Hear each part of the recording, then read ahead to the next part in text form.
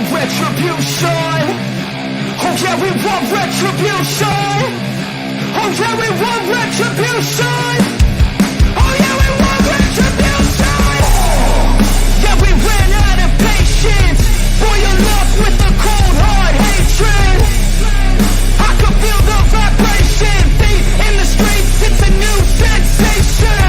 I wanna break faces on the pavement. I wanna make greatness look complacent. Adrenaline awakened, I can taste it. We can make an impact, grab and then take it.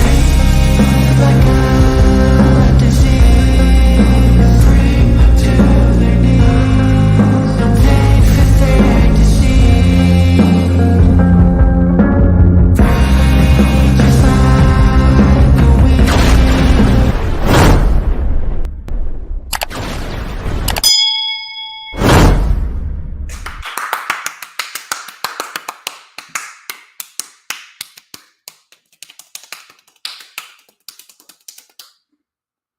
March! The month of March! It's hot, and then it's cold, and then it's hot, and then it's cold. It's like WWE programming, hot for 1 week, cold the next week. March seems to be an absolute fucking bitch as it is raining, and it's below 40 degrees. My God, sometimes I hate New Jersey weather. I really do. But I will tell you what is not to be hated and what is absolutely to be loved. It is the fact that it's Saturday! You know what that means. We're live! Ladies and gentlemen, I'm the one and only DJ Storms, and I would like to welcome each and every single one of you to the greatest fucking show on earth, streaming live across 4 different platforms, across 5 different accounts. We are rocking, we are rolling, and we are gonna get this party started because we are headed into one of the busiest weeks of the year for a professional wrestling fan, and probably one of the busiest weeks for the DJ Storms brand ever. We got a lot of shit going down within the next 9 days. But as of course, you already know who I am, Mr. Controversy, and the operator of the best damn Twitter handle,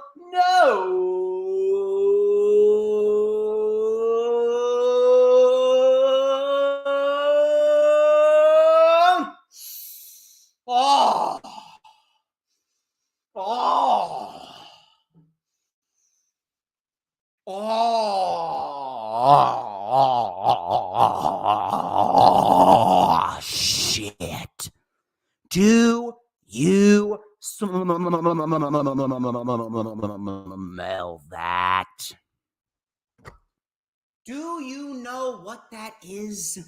My God, I will tell you what that is. That right there is the smell of pure fucking excellency. Wait for it. Wait for it.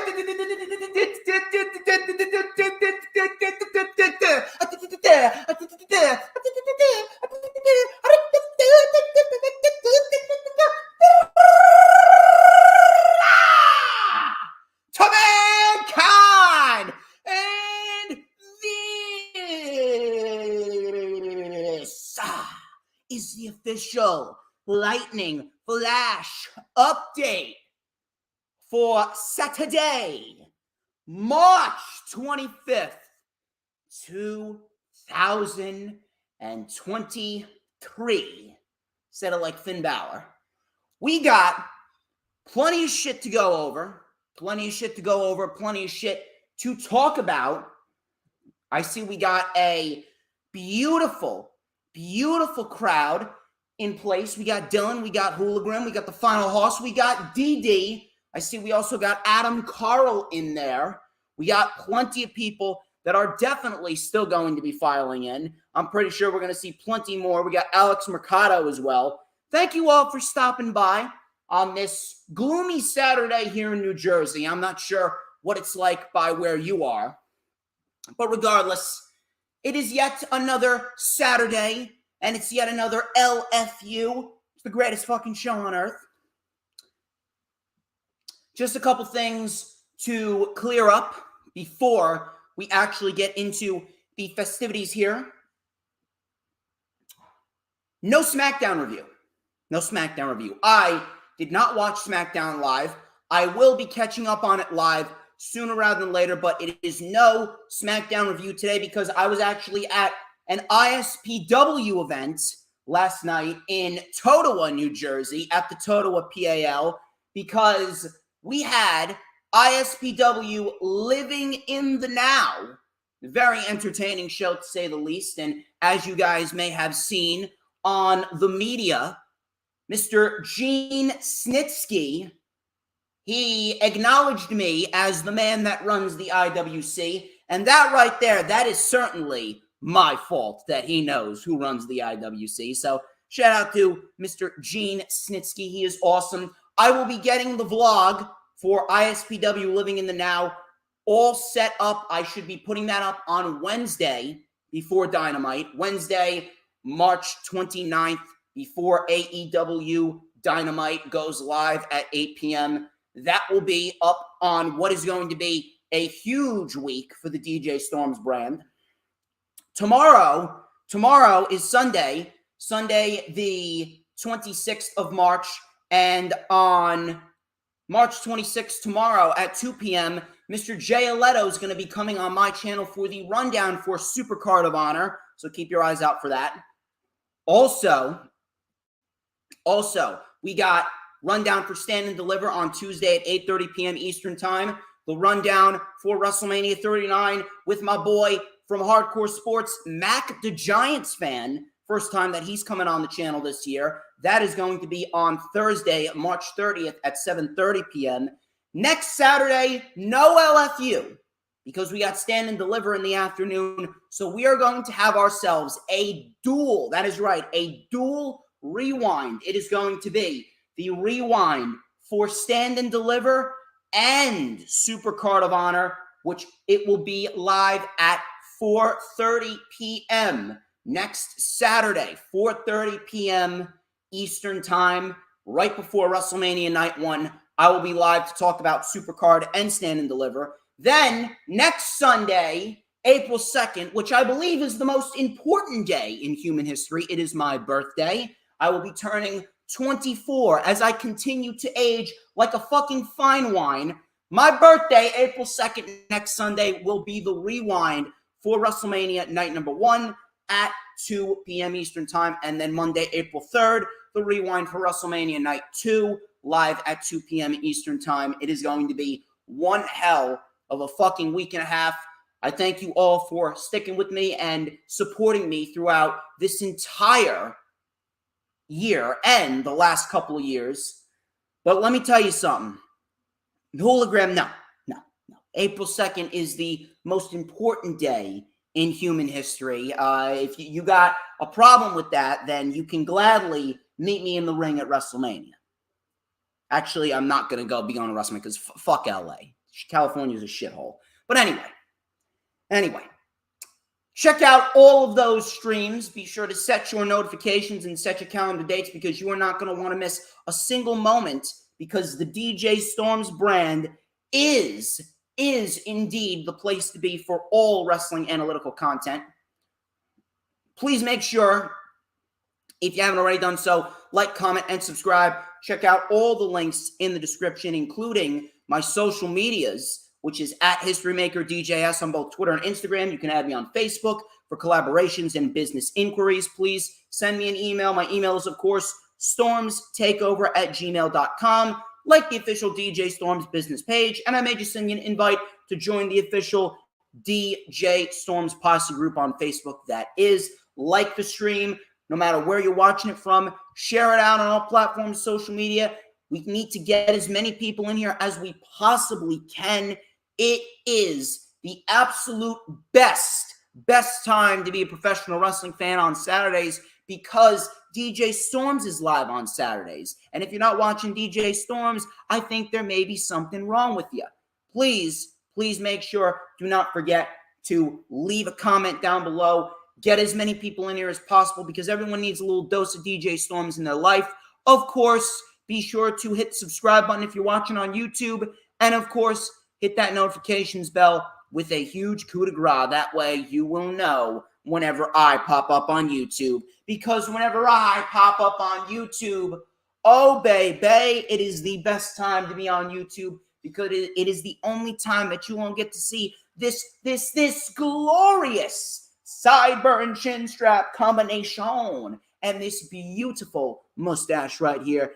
Hold on a minute. We need to get this magical ace comb, and Earl Cole is not here. He's about to miss out on it because we're gonna let it up right here with a little and a dash of and a whole lot of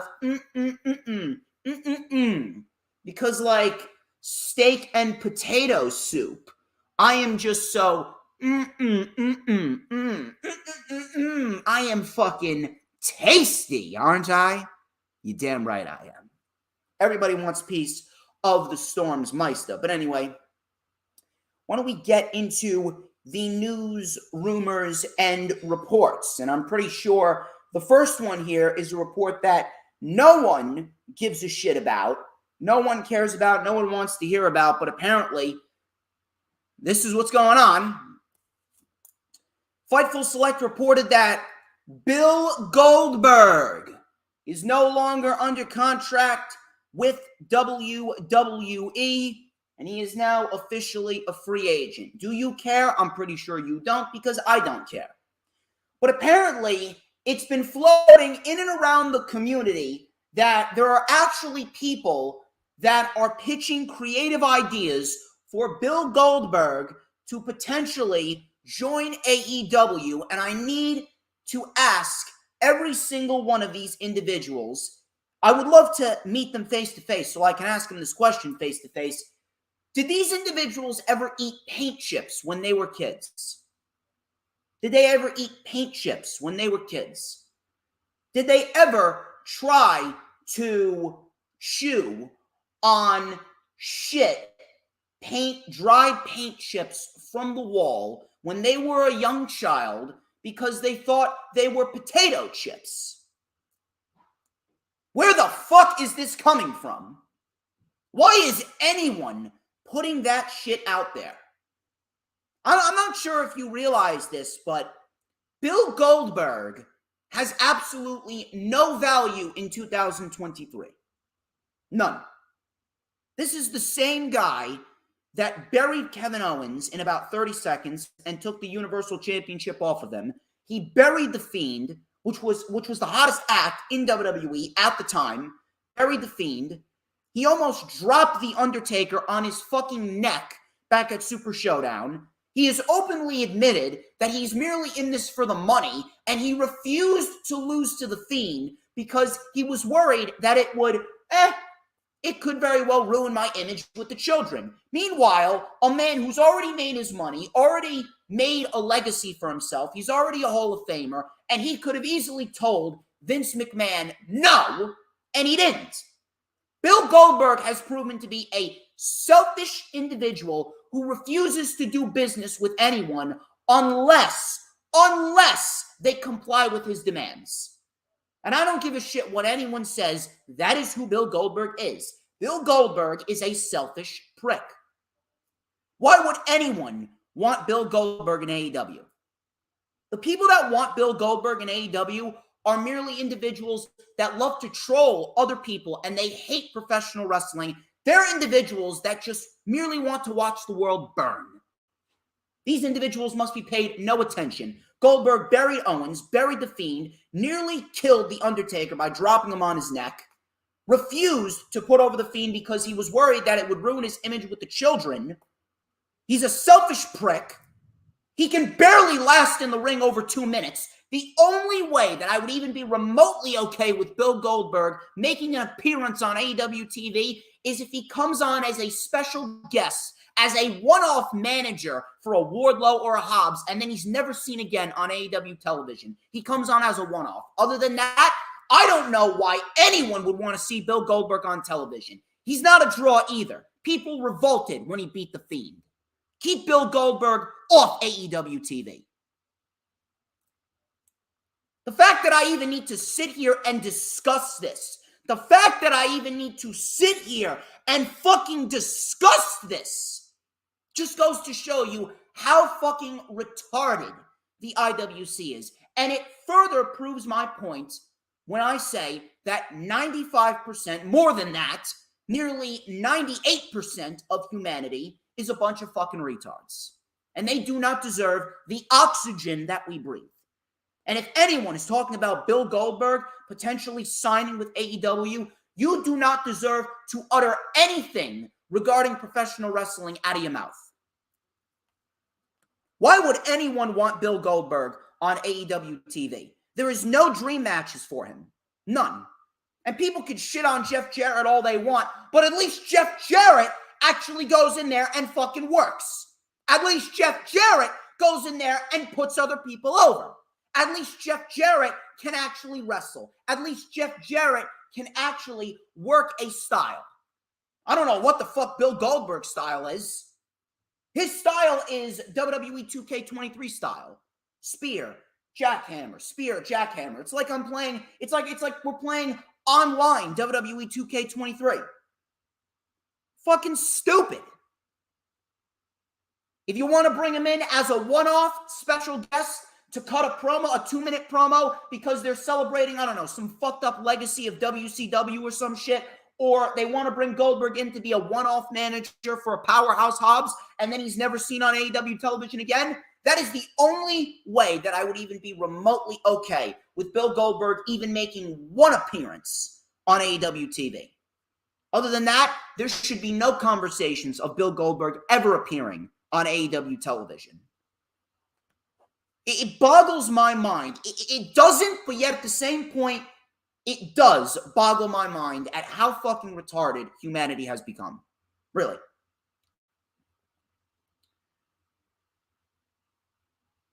I got a report on Roxanne Perez.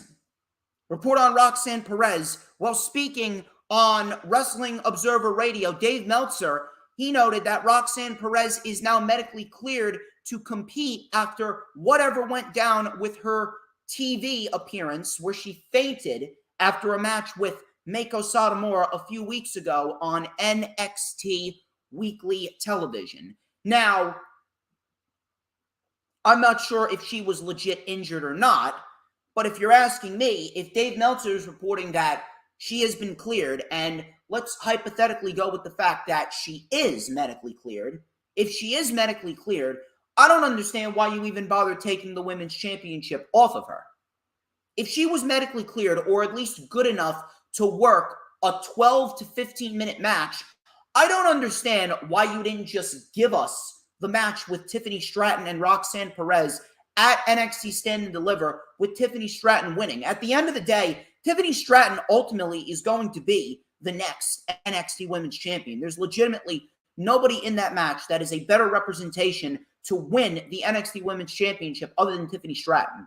Tiffany Stratton has superseded everyone's expectations, and she has grown leaps and bounds from when we first saw her. I was calling her another Alexa Bliss. She has superseded everybody's expectations. So you know what? If Tiffany Stratton is going to be the next NXT Women's Champion, great. But I don't understand why, if Roxanne Perez was just cleared, why did you need to take the title off of her? If she was good enough to step in the ring and wrestle, if she's good enough to be discharged from the hospital, I don't really understand why we need to keep her off of television just to crown a new NXT Women's Champion. It honestly makes what happened on NXT television look fucking stupid. Really does. I'll keep you guys updated on Roxanne Perez, but I really don't like the fact that they went about it in this manner. You could have easily had Roxanne Perez drop the title to Tiffany Stratton, even though for me it would have been a little too early, but still.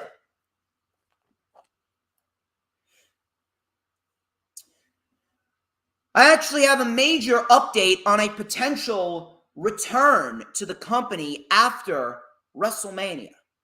According to WrestleVotes, apparently, they reported that there won't be many surprises on the Raw after Mania, but it could include some NXT call-ups or surprises, quote-unquote, within the storyline. Now, I'm not really sure what that means. That could end up being the Bloodline turning on Roman Reigns, something along those lines. Maybe we see a debut of a new superstar. Maybe Jay White comes up to the main roster, even though I don't think he will be on the main roster. If they sign him, I think he's going down to NXT.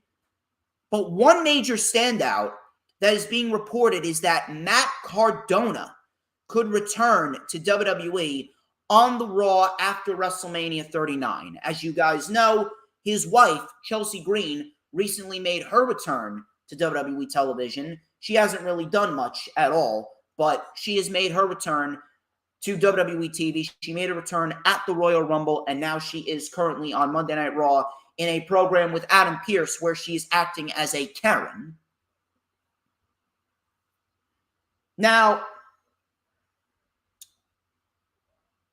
I think Matt Cardona has done a fantastic job at reinventing himself, and he has really given lifeblood to a lot of the independent promotions. He has really made a standout name for himself on GCW and Impact. He had a brief little stint in AEW for a little bit, and he's been floating around on NWA television and working some indie promotions here and there. He was recently involved in The Last Match, which is a pro wrestling musical here in New Jersey. Shout out to Matt Cardona and Tommy Fierro and all of the individuals involved in The Last Match.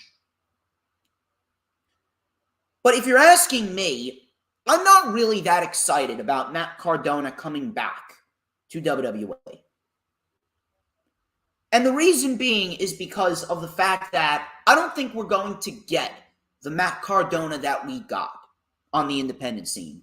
It's legitimately similar to MJF. If MJF goes over to WWE, we would not get 1/10 of what we're getting with MJF now on AEW television. If Matt Cardona was to go back to WWE, yes, his wife may be there. Yes, the money's going to be great. And yes, we may see some great matches with Matt Cardona. He has completely reinvented himself, and he's really given himself some meaning.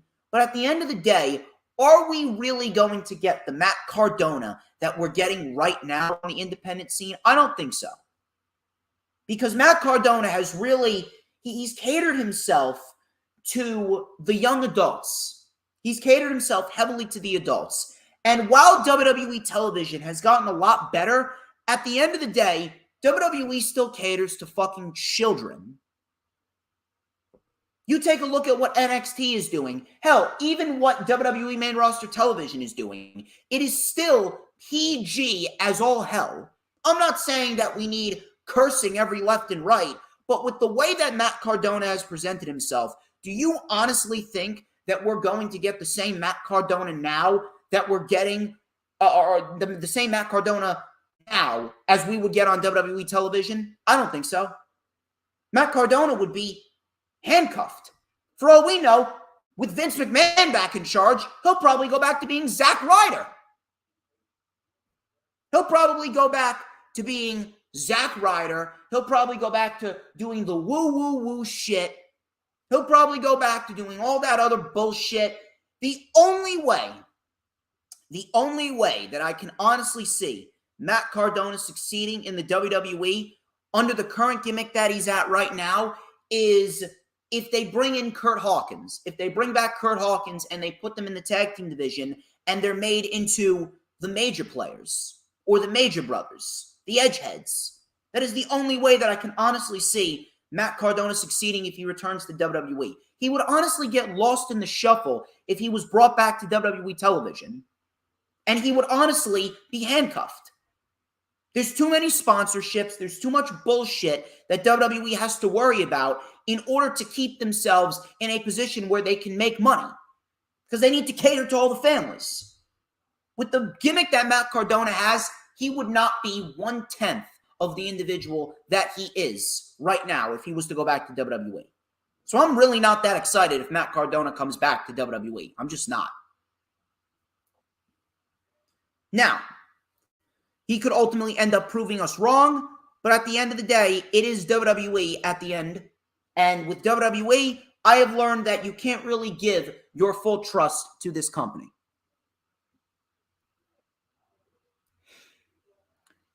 So, moving on from that, I got a report on an injured WWE superstar. Apparently, Dave Meltzer reported that Kofi Kingston recently underwent surgery for his injured ankle.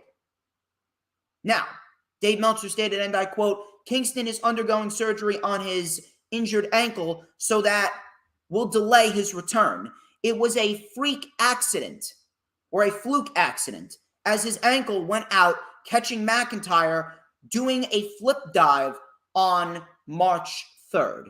Now, my thoughts and prayers go out to Kofi Kingston. I hope that he recovers quite nicely. But at the end of the day, this is probably going to be a blessing in disguise for a man like Xavier Woods. Xavier Woods is fantastic at what he does, and I've said it numerous amounts of times. The New Day gimmick and everything about the New Day is holding Xavier Woods back. It really is. That's just the truth of the matter. Xavier Woods, if Xavier Woods really wants to succeed, he needs to break away from the New Day. Is Xavier Woods' legacy really going to be as a member of the New Day for a decade, 14-time tag team champion? My God, I've lost count of how many times they've won the fucking tag team titles, and that's it? Swiveling your hips and bootios? If that's the legacy that Xavier Woods wants, God bless him. But at the end of the day, I'm not going to sit here and say, yeah, that's a great legacy to leave behind. It's not. It's really not.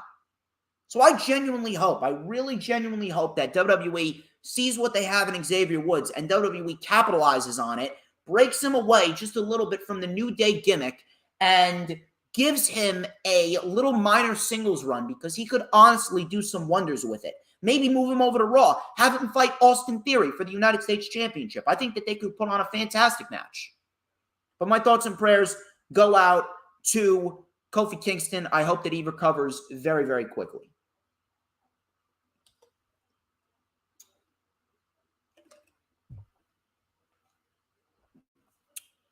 Triple H. He actually once had an idea to completely eradicate the Universal title. It was stated, apparently by Cultaholic and WrestleVotes as well, Triple H actually dislikes the championship, and he wanted to get rid of it completely. It was mildly rumored that he would even bring back the World Heavyweight title as well. And you know what? If that was the case, I really wish that he would have. But deep down, I know that that's not going to happen. And that's not going to happen because Vince McMahon won't allow it. Vince McMahon is back in charge. He will not allow Triple H to destroy anything that he created. Triple H got away with destroying the 24/7 championship. Triple H got away with using the term professional wrestling or wrestler on the television screen. Triple H got away with doing Saturday pay-per-views. Triple H got away with all of this shit, making Extreme Rules feel like Extreme Rules again. He got away with putting War Games on the main roster, taking it away from NXT. He got away with a lot of shit. But now that Vince is back, I don't think he's really going to get away with anything else.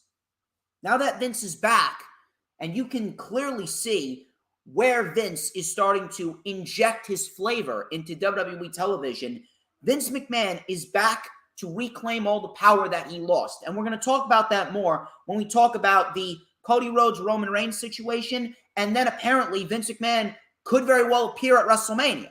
We're going to talk about that as well. But in the end, Triple H, he has a vision to repair what we need to be repaired on WWE television. The one thing that's holding him back is Vince, because Vince just will not stay away. I hated when they combined the WWE and the World Heavyweight Championship back in 2013. It was not the right time to do so. It just wasn't. That was not the right time to do so. They could have made do with the WWE and the World Heavyweight Championship going into 2014 and 2015. We did not need one world champion yet. We didn't need it yet. There was just too much talent. You could have made a lot.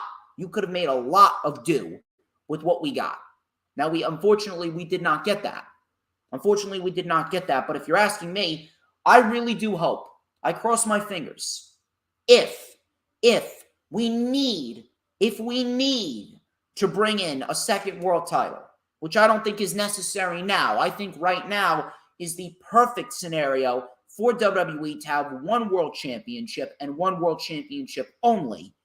But if we need to bring back a second world championship, if you want to bring it, I would absolutely be in complete favor of bringing in the World Heavyweight Championship. Because if you're asking me, the World Heavyweight Championship is, to me, the most beautiful championship that we have ever seen in professional wrestling history.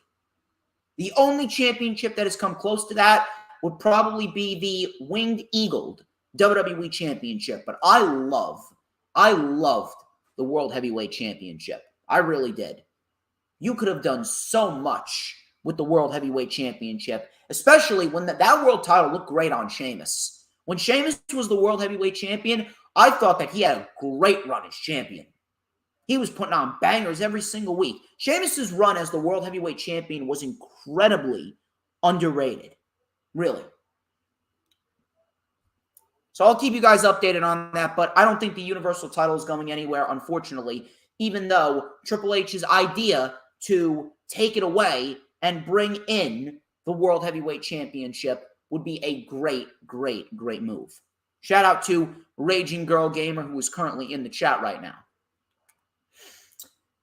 Dave Meltzer on Wrestling Observer Radio, he reported on Bray Wyatt's absence.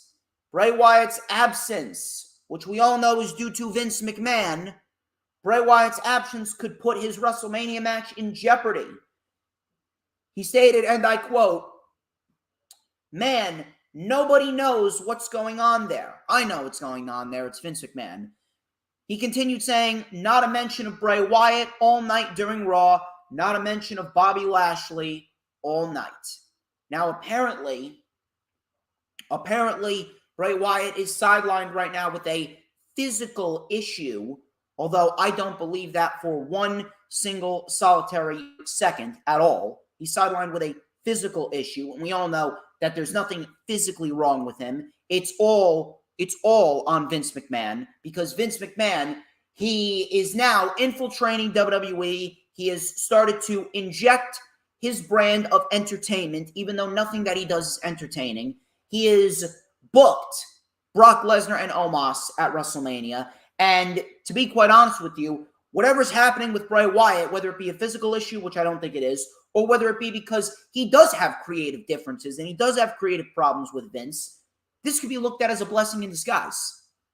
Bray Wyatt, ever since 2023 began, has been an absolute fucking failure, thanks to Vince. Vince has ruined Bray Wyatt in legitimately record time. He's back to doing Firefly Funhouse bullshit. The Pitch Black match was an absolute fucking failure. So if you're asking me, Bray Wyatt not being on television and not having a match at WrestleMania, this could be looked at as a blessing in disguise. Because not only does it save Bray Wyatt from further embarrassment, it also saves Bobby Lashley from embarrassment. And after Bobby Lashley just got done with one of the worst trilogies, maybe even the worst trilogy in the history of WWE with Brock Lesnar, my God, those matches were terrible. Bobby Lashley just got done with the worst trilogy in all of WWE history. You want to put him in a match and a program with Bray Wyatt? Now that Bray Wyatt's no longer a go for WrestleMania, Bobby Lashley may have been spared from further embarrassment. So you know what? I'm low-key happy that Bray Wyatt's not on television. I'm happy that he's not on television, because if he's on television and they're going to do what they've been doing with him, you may as well not even have him on television at all. I'm happy. I'm really honestly happy that Bray Wyatt is not on television, but I do feel sorry for him. I do.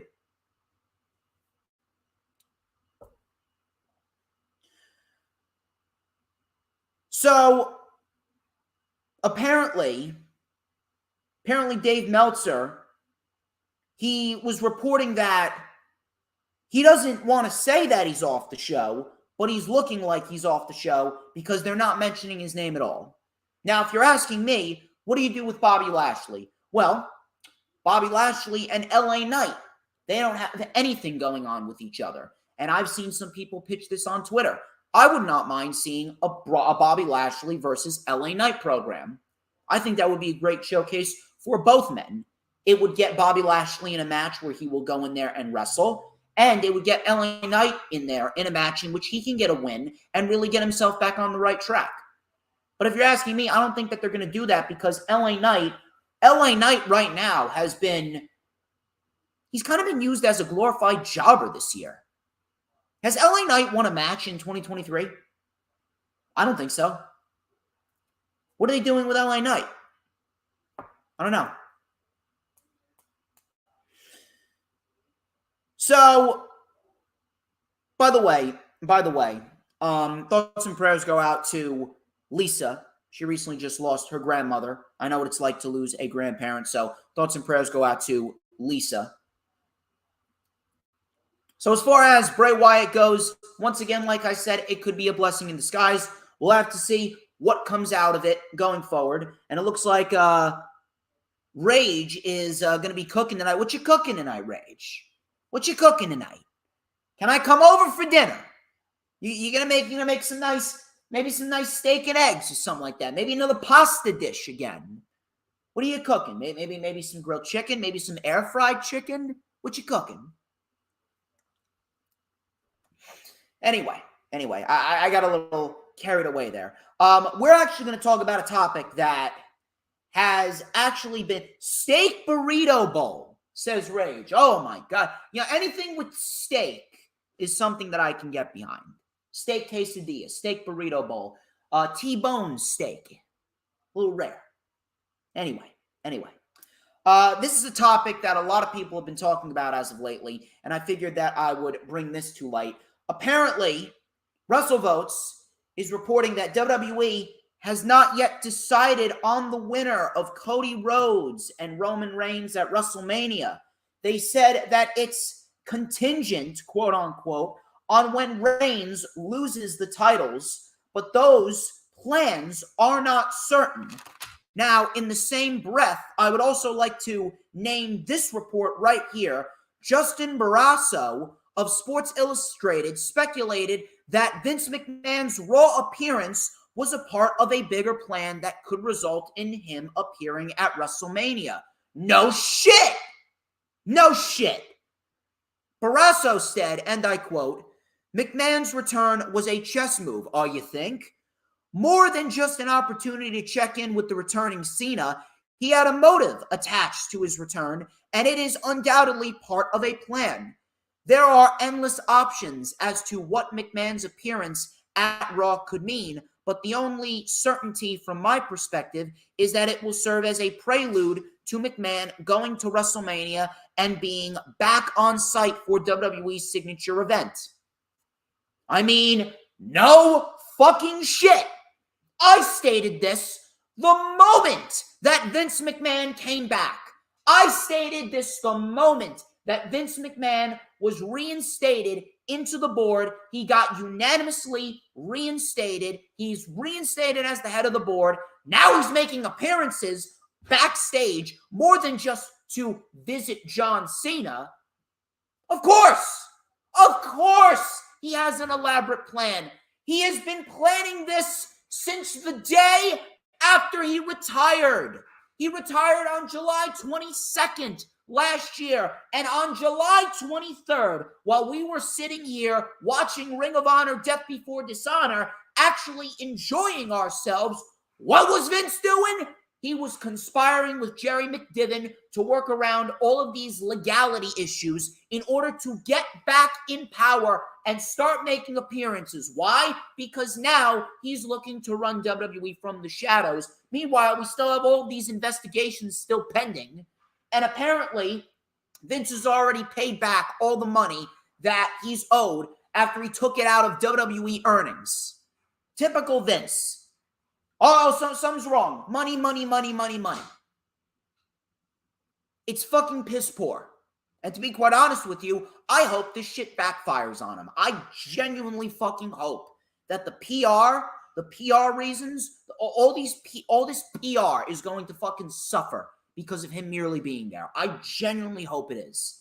If he makes an appearance at WrestleMania, for all we know, he could very well appear on the show in a segment.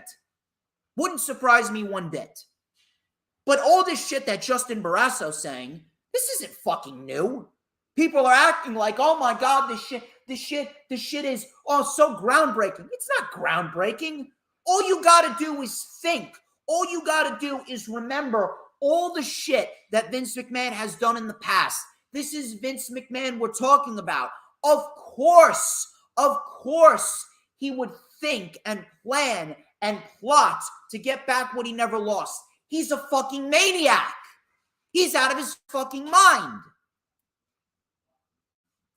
People want to act like this is crazy news. It's not crazy news. You were just too stupid to open your eyes to it in the beginning. I am telling you right now, I would not be shocked at all. I would not be shocked at all. You know, Hologram just mentioned something to me right now. He said, I'm still waiting for Vince to induct himself into the Hall of Fame. I would not be shocked. I would not be shocked if Vince makes an appearance at the Hall of Fame just to induct himself into it. This is the same guy that went backstage after he made a 90-second appearance on Raw over the summer before he retired. He went backstage and screamed, fuck him. Of course he doesn't care. This should surprise no one.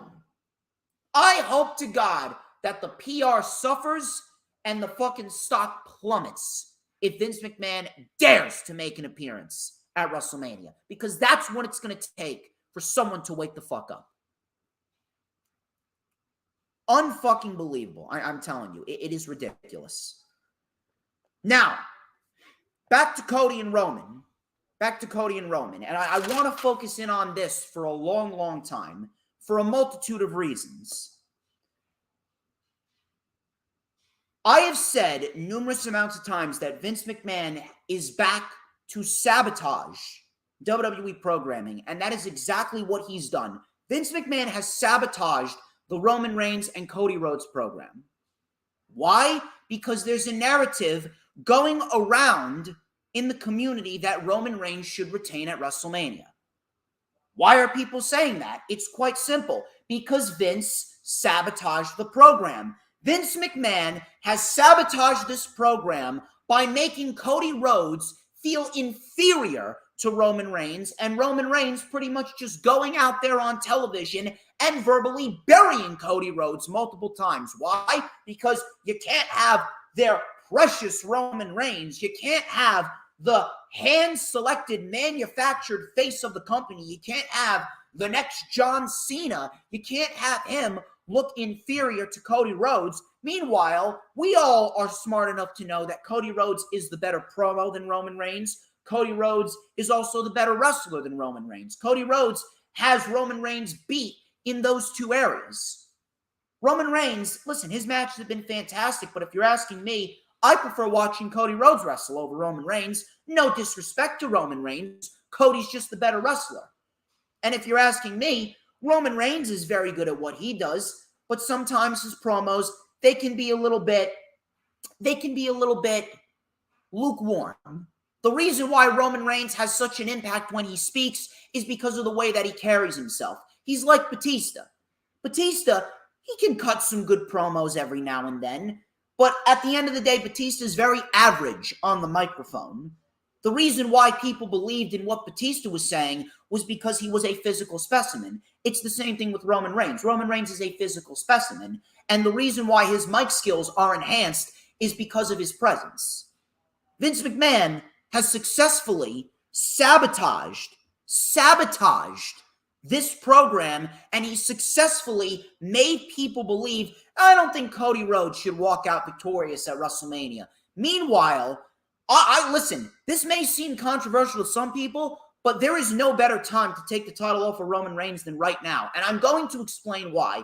And I don't think a lot of people are giving anything that I'm about to say. I don't think people are giving any of these things any thought. But I'm going to explain to everyone why Cody Rhodes is the right man. And why, the only reason why you feel that he's not right now is because Vince has successfully sabotaged the program. I want you guys to think about what I'm about to say.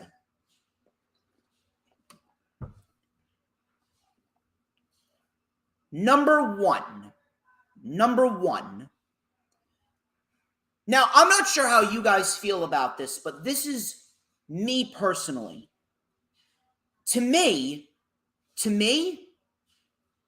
I fucking hate. I really do. I hate when the Royal Rumble winner loses at WrestleMania. And I'm going to explain to you why. I don't know how you guys look at the Royal Rumble winner. Some people may just look at the Royal Rumble winner as, oh, this is just an individual that's getting a title opportunity at WrestleMania. The Royal Rumble winner is more than that to me. The Royal Rumble winner, to me, and I want you guys to really think about this. The Royal Rumble winner, to me, is the next in line.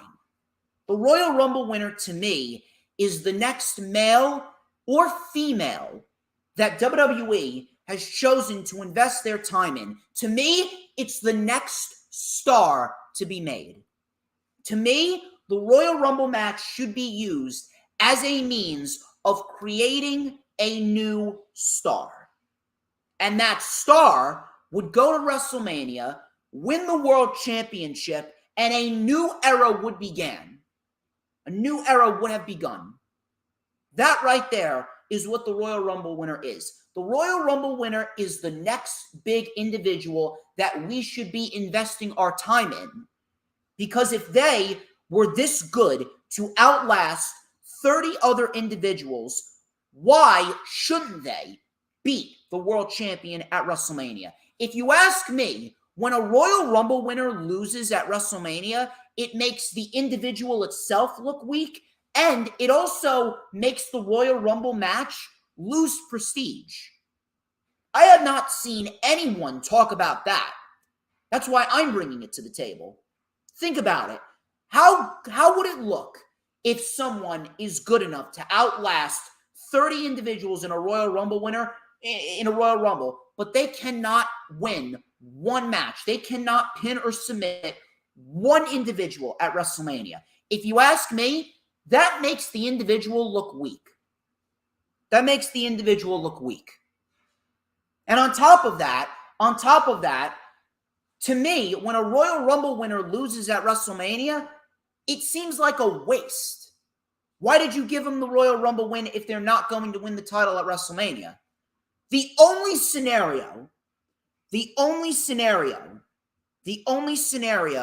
in which it would be okay for me to have a Royal Rumble winner lose is when a Royal Rumble is won by a veteran, and the veteran is going to WrestleMania against a first-time champion, a young champion looking to cement his or her legacy.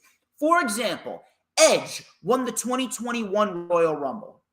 Now, we all know what happened with Edge in the 2021 Royal Rumble. He ended up going on to WrestleMania to fight Roman Reigns and Bryan Danielson in a triple threat match. While the match was fantastic, I will not discredit what those three guys did. That match was great. But I want you guys to think about this. Ask yourself the question, did Roman Reigns need Edge to put him over at WrestleMania? The answer is no. You could have accomplished the same thing in a one-on-one match with Roman Reigns and Bryan Danielson, then Daniel Bryan. Edge should have chosen Drew McIntyre because Drew McIntyre was only in his second reign as the WWE champion, and Drew McIntyre needed to regain his credibility after they fucked him up and took the title off of him for 3 weeks by giving it to Randy Orton, only to give it right back to Drew. Drew versus Edge would have been the perfect match to help boost Drew McIntyre's credibility. Trust me. That would have been the perfect scenario and the perfect use of a Royal Rumble winner losing at WrestleMania, because Edge would have taken that credibility that he has generated for himself winning the Royal Rumble, and he would have transferred that to Drew McIntyre, who's the young champion and who's the guy that's leading Monday Night Raw as its WWE champion. Think about that. But no, instead we got Edge fighting Bryan and Roman in a triple threat match where Roman didn't need Edge to help him put him over. And then last year, Brock Lesnar won the Royal Rumble. Brock Lesnar ended up losing. And the only reason why Brock Lesnar won the Rumble is because, we needed to get him in there against Roman Reigns to get a big title for title match. The Royal Rumble winner should not be losing at WrestleMania. It is a rarity that the Royal Rumble winner should lose at WrestleMania, because then I'm going to question, well, if you weren't going to give them the championship, if you weren't going to create a new star, if you weren't going to use the Royal Rumble to boost the credibility of said individual and win at WrestleMania and become the champion, why did you even bother giving them the Royal Rumble to begin with? In 2021, Bianca Belair won the Women's Royal Rumble. Bianca Belair won the Women's Royal Rumble. People were saying that Bianca shouldn't have beaten Sasha. She should have always beaten Sasha. The reason why you thought that she shouldn't have beaten Sasha back at WrestleMania 37 is because Vince McMahon sabotaged the feud. Vince made Bianca look weak. That's the same thing that Vince is doing here. He's making Cody look weak. The Royal Rumble winner, 9 times out of 10, should not be losing at WrestleMania because it devalues the prestige of the Rumble and it makes the Royal Rumble winner himself or herself look weak. That's number one. Number two. Listen, I understand. I do. I don't want people to think that I'm stupid here. No one should think that I'm stupid. I'm DJ motherfucking Storms. But I don't want people to misconstrue what I'm saying. I understand why people are saying, oh yeah, Cody, he can lose at Mania and then go on another journey to SummerSlam to get redemption. Will it be a good story to tell? Yes. Yes, it will. I am not going to deny that. Cody going through a King of the Ring or going on and winning Money in the Bank, that would be a nice story to tell going into SummerSlam. I am not going to discredit that. I'm not. And Hula Grim, I saw what you said earlier, how Cody can win it at SummerSlam. But I want you guys to think about this. I want you guys to think about this logically. Cody telling the story of him going through a King of the Ring or winning Money in the Bank and then beating Roman at SummerSlam, will it be a good story? Yes. But will it have as big of an impact as it would if Cody won the championship at WrestleMania? I'm sorry, but the answer is no. Why? Because SummerSlam is not WrestleMania. You can hold all of these events in all of these stadium shows all you want. You can hold SummerSlam in fucking Detroit in a big stadium. It's not WrestleMania. You can hold Clash at the Castle in Principality Stadium. You can have 60,000 people for Clash at the Castle. It's not WrestleMania. Survivor Series, Extreme Rules, the Royal Rumble, the Chamber, Money in the Bank, King of the Ring.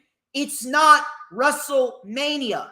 WrestleMania is WrestleMania. WrestleMania, whether you want to admit it or not, WrestleMania is the biggest wrestling show of the year, period, across any company.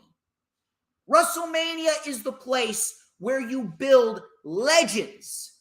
And I'm sorry to tell you this, but Roman Reigns and his world title reign, it is not going to feel as impactful if Roman Reigns drops the championship at any other pay-per-view but WrestleMania. It's not going to feel the same. It's not. The way that Roman has built himself up,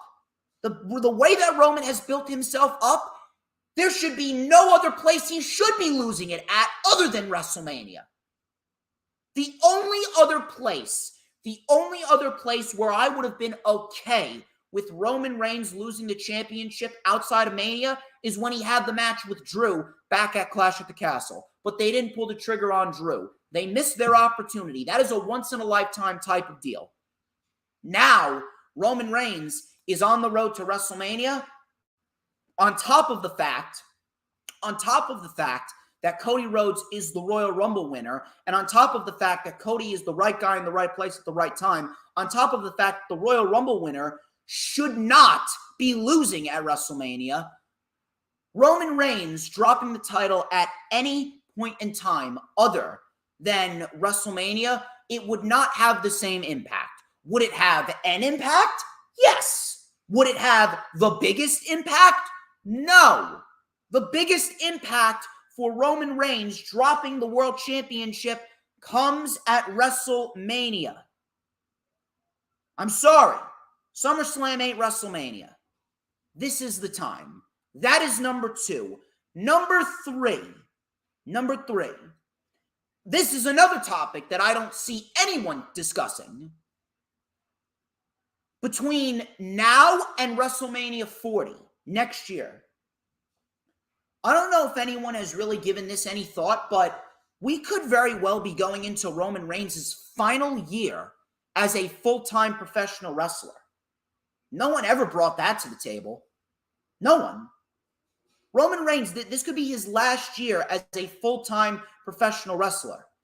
And if you ask me, I think it's about time that we start using Roman's credibility to help put others over. If you're asking me, the best way to use Roman Reigns in his final year before he fights The Rock at WrestleMania is to use him to put other talent over. Drew McIntyre, he never got his rematch with Roman Reigns. Why don't we give Drew McIntyre a big win over Roman Reigns, probably at Clash at the Castle this year? What about Solo Sikoa? They have a perfect feud that they could tell. They have a perfect feud that they could tell. They could have the Bloodline walk out on Roman Reigns at WrestleMania with Cody winning the World Championship. What do you think is going to happen with Roman Reigns after WrestleMania? Roman Reigns is going to feud with Jay. He's going to feud with Jimmy. He's going to feud with Solo. He's going to run through Jay. He's going to run through Jimmy, ultimately leading to a match with Solo Sikoa at SummerSlam. That is the biggest match that you could do for Roman Reigns. Roman and Solo, with Solo beating Roman. Then you can have Roman feud with Drew for a little bit. You can have him feud with Seth Rollins for a little bit. And they can get their wins over Roman. On top of that, I hear people saying, is Roman Reigns still the tribal chief if he drops the Universal Championship? What? What kind of fucking argument is that? Do you know who you're talking about? This is Roman fucking Reigns we're talking about here. If you take away, you could take away everything that he did before this run as the tribal chief. And this run as the tribal chief alone solidified him as a fucking Hall of Famer. He's a legend. Roman Reigns is at John Cena levels of credibility. How many times has John Cena got squashed by The Undertaker at WrestleMania? And were people complaining? No, he's still John Cena. He's an established star. Same thing with Roman Reigns. Roman Reigns is an established star. Roman Reigns, as great as he is, does he really need the world championship? Do you really want to keep Roman Reigns as the world champion for the first half of his last year as a professional wrestling or as a professional wrestling employee for WWE? Because ultimately, when he beats The Rock next year at WrestleMania 40, he's ultimately going Hollywood. He's ultimately going Hollywood, and he's going to become a John Cena. He's going to become a Brock Lesnar. He's going Hollywood. Do you really want to keep him as the world champion for the first half of his final year as a wrestler? Does he need the world championship? The answer is no. And on top of that, are you going to fucking tell him he can't call himself the tribal chief? Does he really need the world championship to call himself the tribal chief? He's Roman fucking Reigns. Are you gonna walk up to that man and say, hey, Roman, I don't know if you could call yourself the tribal chief because you don't really have the world championship? He's gonna look at you like, what the fuck did you just say? Look at what he's done. Look at what he's done as the world champion this time around alone. Oh, Roman's got to get to 1,000 days. No, he doesn't. No, he doesn't. Roman Reigns doesn't need to get to 1,000 days. He doesn't need the world title, and he does not need anyone's permission. He doesn't need any title to call himself the tribal chief. You know what makes Roman Reigns the tribal chief? What he's done. He doesn't need the world championship in order to be recognized as the tribal chief, because Roman Reigns is the fucking tribal chief, period. No matter what title he's holding, no matter how many losses he takes, Roman Reigns is the fucking tribal chief, and no one is going to argue that. No one. And if you're going to argue that, I think you may be dumber than I thought you were. You may be as dumb as a fucking bag of rocks. You're dumber than that, than the fucking bag of rocks that Charlie Brown got for Halloween. I got a rock.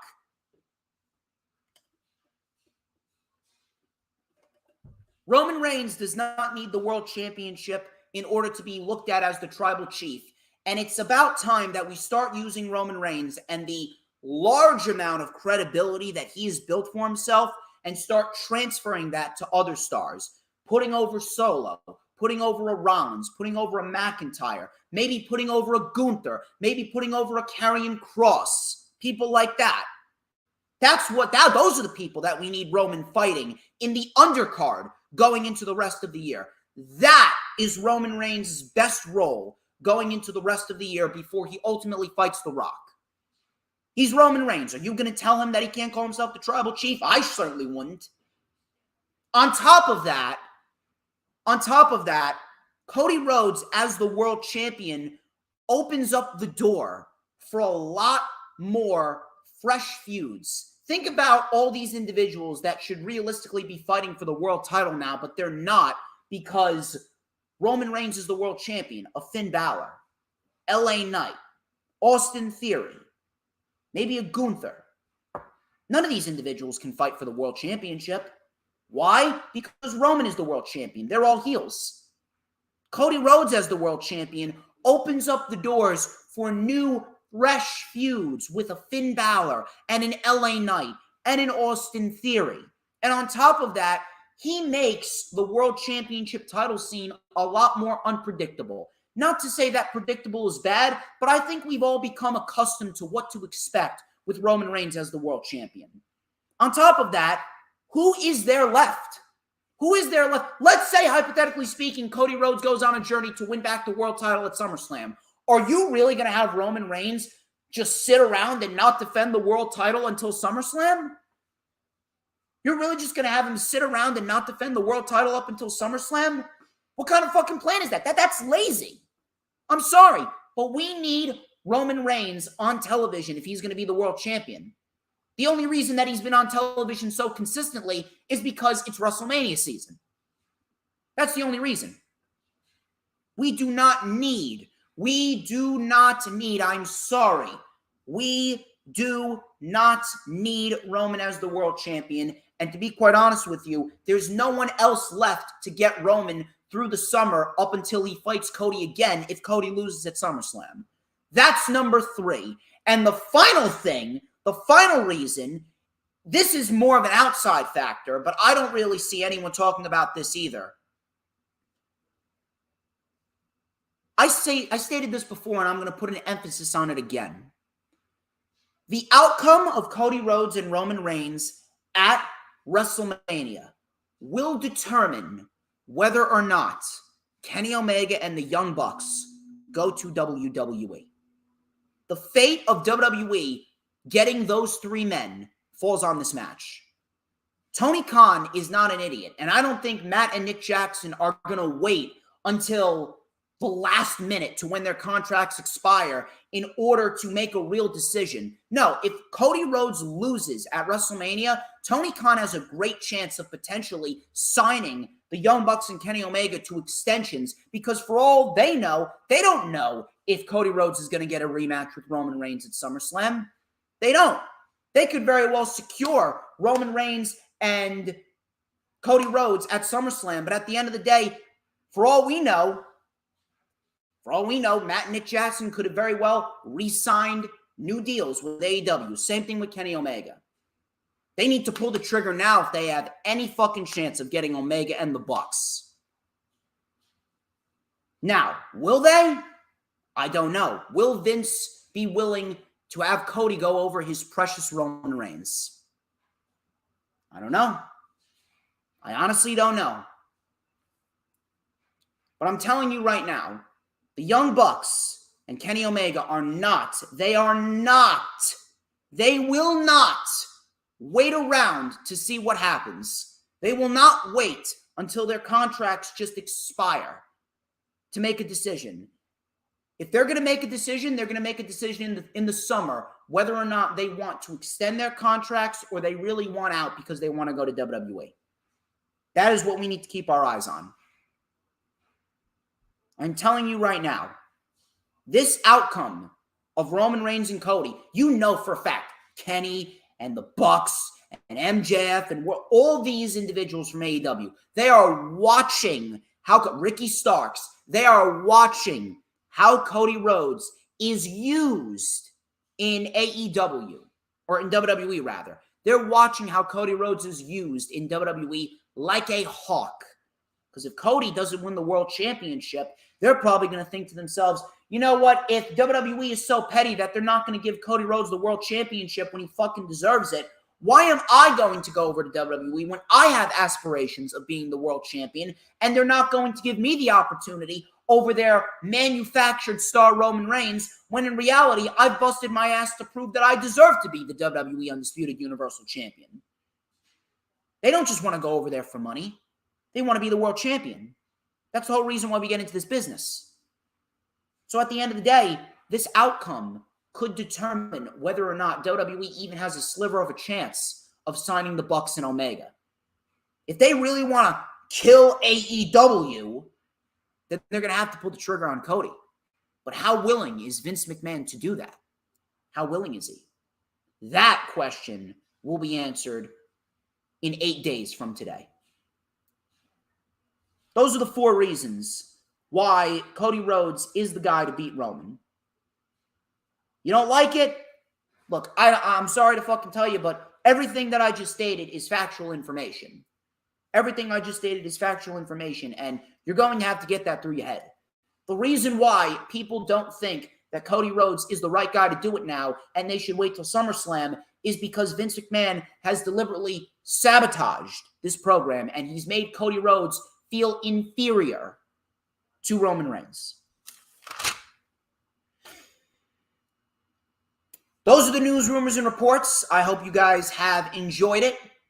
And I actually got one of my boys from ISPW texting me. Listen, I'll get you footage. If you're watching right now, I'll get you the footage. I'll get you the footage of your match. I will. I got to do a stream here, my boy. Anyway, weekly show reviews. We're going to get into those in a little bit. I am reviewing Raw, Dynamite, and Ring of Honor. You heard me correctly. I am reviewing Ring of Honor because Ring of Honor, I had a chance to watch it. And once again, I did not watch SmackDown last night. I will be watching that when I get home. And I will also be watching Rampage tonight at 10. We got a couple of decent matches going live on Rampage tonight. We got The Acclaimed and The Kingdom. We also got Brody King and Jake Hager, the 2 horses. And then the match I'm looking forward to the most, Powerhouse Hobbs and Pentagon Jr. That's going to be one hell of a match. And I'm very, very happy that they are putting Hobbs in there with these big names. And if we're going to get a Pac versus Hobbs match, I mean, you can absolutely count me in there. But we're reviewing Raw, Dynamite, and Ring of Honor. We're going to start off with Monday Night Raw. And Monday Night Raw, we are in the same position that we've always been with Monday Night Raw. Monday Night Raw, they are pretty much in autopilot, and they've done everything that they possibly can to get everyone excited for WrestleMania, and we are pretty much just all sitting here waiting for WrestleMania to ultimately be here. A very, very, very blah, a very lukewarm, a very dud edition of Monday Night Raw, minus a few things. KO and Sammy kicked off the show. They were chanting for both Sammy and KO. Sammy said that he approached this whole scenario wrong, and he said that they've always needed each other to get to the next level. So Kevin Owens said how frustrating it was to see Sami Zayn in the Bloodline, and it was time to take down the Bloodline together. Zayn said, we both know what comes next. The Usos came out, clearly pissed. Jay called Sami a backstabber, and he said Owens is going to cut Sami Zayn's throat just like he always does. Zayn called Jay's biggest dream is to backstab Roman Reigns, which I have a feeling is coming at WrestleMania, especially after what happened in the main segment here. So Owens and Zayn said that it's time to settle this brother versus brother team for the undisputed tag team titles at WrestleMania. Jimmy said, ain't going to be no tag team title shot. Jay said, you know what, to be honest, this could be our only shot to get rid of the Sami Zayn KO problem. So you know what, we accept. All of a sudden, after we got a big brawl, Solo Sikoa and Roman Reigns, they arrived to the building, and the Usos ended up leaving. This was very simple. This was very effective, and we could be on the verge of one of the best matches of the year with Sami Zayn and Kevin Owens versus the Usos at WrestleMania. I am very much looking forward to seeing what they do. It is going to be one hell of a match, to say the least. Austin Theory versus Montez Ford. We got a decent little match here. Always enjoy seeing these two brawl. And Montez Ford, if you don't know now, you definitely know Montez Ford is going to be a big deal.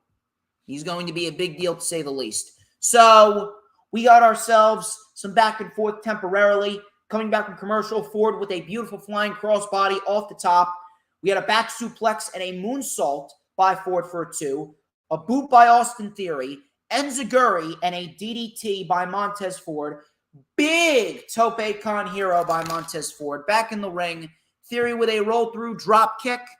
And then the A-Town down for the win. Decent little match here. And this is what I love about Austin Theory. I love that Austin Theory's winning clean. So Theory took the mic and he said, he didn't believe in me, just like you didn't believe in me. And now he does. And John, you don't believe in me, but at WrestleMania, you will.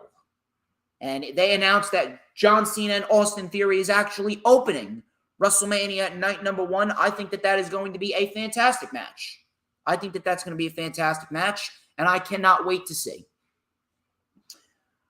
Roman Reigns was in the back. And Jimmy Uso, he kind of made a little sly comment. He's like, I hate having to answer to the fact that my brother walked away like it was my fault. And I will never forgive Sami Zayn for this. Roman looked at him in a little bit of a sus way. He was like, you fucking blaming me? So Roman Reigns asked everyone to leave except Jay. Roman told Jay that he can't make decisions without the bloodline. He asked if he's still family. Jay goes, I'm with you. I'm bloodline, Us. Roman goes, I hope so, because that's all I needed to hear. I love you. And Jay, he did not say I love you back. He kind of brushed it off. Heyman then came in and asked, did you see everything you need to see, my tribal chief? And Roman Reigns said, yes. I don't know about you guys. I can sense in my bones that we could be looking at Jay Uso leading a walkout. Because Jay Uso, what Sami Zayn is saying about Jay is true. Jay has always wanted to backstab Roman Reigns because, again, Jay Uso was never complying with Roman Reigns because he wanted to. He only complied with Roman Reigns because Roman Reigns used Jimmy. He used Jimmy to get inside Jay's head, and he used Jimmy to make Jay Uso say, I quit in that Hell in a Cell match during the pandemic. So if you're asking me, I genuinely believe that Cody Rhodes in the main event, he gave everyone a spoiler. Roman Reigns is going to look for help at WrestleMania with the bloodline. Jay's going to walk out first. Jimmy's going to follow. Solo will ultimately be the one to walk out last. And Cody Rhodes is going to reap the benefits of the bloodline walking out on Roman Reigns. I'm telling you, I sense it.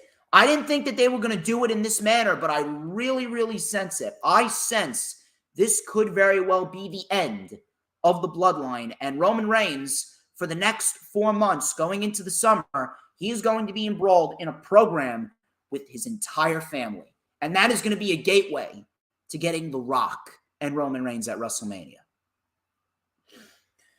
Omos versus Mustafa Ali. Choke bomb in 1 minute. Omos wins. Who gives a shit? MVP then took the mic and hyped up how Lesnar will learn to fear the Nigerian giant at WrestleMania. I'm telling you, the more that I see a guy like Mustafa Ali fall to Omos the way that he did, I question, you were better off just releasing him. It's fucking disgusting. It honestly is disgusting. I fucking hate this. I honestly fucking hate this. It is unfucking believable that I have to sit here and I have to talk about a show where Omos, the fucking Nigerian great Khali, is going over a man who is as multi-talented as Mustafa Ali. It's fucking disgusting. Disgusting. Logan Paul, he hosted Impulsive TV. Yeah, exactly, Hooligan. Exactly.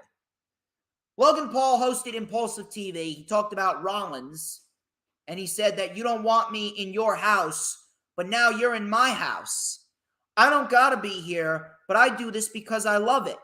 But you don't love me.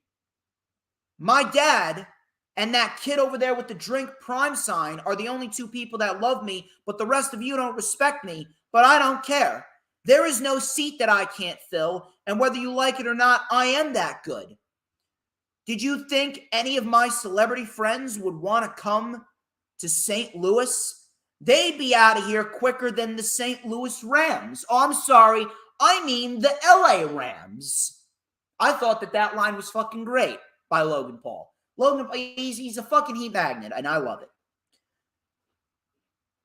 So he said, jokes aside, the match with Seth will be great, but I can't be afraid of someone like Seth because Seth's are nice guys, but I gotta knock him out.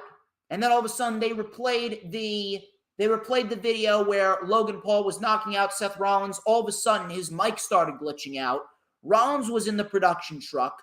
Rollins played his own theme song, and he walked out of the production truck dancing and singing, and Logan Paul was attacked by Rollins. We got a big pull-apart brawl, and Rollins dove over the security right onto Paul, but Paul regained control and knocked out Seth Rollins. I actually do believe that Logan Paul and Seth Rollins, if they want to, I understand, people are looking at Sami and KO versus the Usos, but I can honestly tell you that Logan Paul and Seth Rollins, they could be in contender for match of the night across both nights of WrestleMania.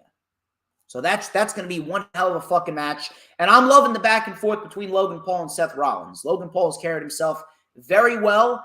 And one thing that I loved about this is that they haven't overexposed Logan Paul. Logan Paul has been very sporadic in this feud with Seth Rollins. And that's what I love about him. They built it up very slowly, very nicely. Logan Paul cost Seth Rollins the Rumble. He cost Seth Rollins the Chamber. I love how they've been building up this feud. It's been great. I'll tell you what else I've loved. I've loved the progression of Dominic Mysterio. I think Dominic Mysterio may be one of my top 5 favorite acts on WWE TV right now. So Dominic, he had a match with Johnny Gargano, and it was a decent match. We had a decent match here. I'm glad that they're giving Dominic more in-ring time because I think that him working on his craft with a guy like Johnny is absolutely the right decision to make. So this was a decent little match right here. Gargano took over with a suicide dive. Dom then sent Gargano ribs first into the barricade. Dom missed the senton. Slingshot spear by Gargano for a 2. Dom had his feet on the rope. The ref caught him. Super kick by Gargano for a 2. 619 miss. Big clothesline by Gargano. Lawn dart. by Gargano. Super kick again. Dom kicked out. Dom then dropped Gargano off the top. Frog splash to the back. And Dom ends up beating Johnny Gargano. Dom then took the mic and he said that he's not going to stop until he gets what he wants. And this Friday in Vegas, the entire Mysterio family is going to be there. And I think I figured out a way to get you to accept my challenge. Ask Mom for permission. That is, if you can fetch your balls and get them out of her purse. So Dom and the levels of heat that he's getting is fantastic. Absolutely fantastic. And I cannot wait to see the segment with Dominic and Rey Mysterio. I think that that's going to be great. But I'm telling you, I think that Dom and Rey Mysterio, if you're asking me, I'm going to throw this out there. Dom and Rey Mysterio has more of a reason to main event WrestleMania Night 1, more so than Charlotte Flair and Rhea Ripley. I don't give a shit what anyone says. That is fact. Dom and Rey have more of a reason to main event Mania Night 1 than Charlotte Flair and Rhea Ripley. Fact. Fact. Speaking of Rhea, Rhea talked about her back and forth with Charlotte, and she said that she always lives in the past and doesn't want to accept her future. She said that Charlotte thinks she's the leader, but leaders respect others. You don't respect me because I make you question the respect that you have for yourself. I actually thought that that was a nice line right there. I bring out all of your insecurities that you mask as confidence. I keep getting backup. And you tried to keep me down. It's time to go home. Without the WWE, you are nothing. Fact!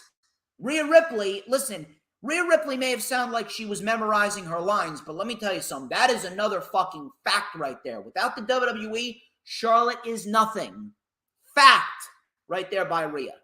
I actually enjoyed this promo more so than others just because of that line specifically. He goes, I will become a champion. I will be the biggest star in WWE. And when you see me holding your crown above my head, all of your insecurities will come true. I don't need you to respect me, but you're going to learn to fear me. Now, Rhea Ripley, here's the thing with Rhea Ripley. Throughout the course of the last couple of months, she was actually starting to sound a little bit more natural, but I don't know what it is. It seems like Vince McMahon, now that he's come back, he's making Rhea Ripley read off of a fucking teleprompter again. It's fucking stupid. I don't even understand why it takes this much in order to realize it. Vince is back in charge. This is another example as to why. So Damage Control came out, and Bayley was going on about all this other bullshit. Bayley then said it's time for Damage Control to remind everyone that this is their show. Rhea Ripley and Bayley, they had a match, and Rhea wrestled in fucking street clothes, and it's because of Trish, Becky, and Lita that Rhea Ripley got the win here. Vince McMahon right down to a T. Why does Damage Control need to be involved with Rhea Ripley? And why does Rhea Ripley need to wrestle in her fucking street clothes? Another fucking stupid booking decision. Bayley takes another L. Easily the best thing on the show right here. Ricochet and Chad Gable. This was a very good match for the 10 minutes that it went. Ricochet was in early control. Gable dropped Ricochet from the middle rope. Diving clothesline off the top for a 2. Coming back from commercial, Ricochet mounted a comeback with a springboard clothesline. A running shooting star press for a 2. Gable and Ricochet traded pins back and forth. Gable with a beautiful cliffhanger DDT for a 2. Punt knee and a beautiful dragon suplex by Ricochet. Maxine Dupree then came out to lure Otis away, or Otis, as they are calling him. Ricochet then with a standing sliced bread and a beautiful shooting star press for the win. And Ricochet beats Chad Gable in what was one hell of a match for the 10 minutes that it went. Piper Niven and Chelsea Green versus Bianca Belair and Asuka. Can they coexist? The program that WWE seems to shove down everyone's throats. Who gives a shit? I don't give a shit. Belair won with the KOD and Asuka attacked her afterwards. My fucking God, has Bianca and Asuka's program built up towards WrestleMania? My God, has that been a disappointment? My God, has that been a disappointment? And get this, if you don't believe Vince is back in charge, next week we got a Brock Lesnar Omos weigh-in. Wow. Yeah, that is some captivating television. Such good shit. Omos and Brock Lesnar a weigh-in. God, this is going to drive up the interest so much for WrestleMania.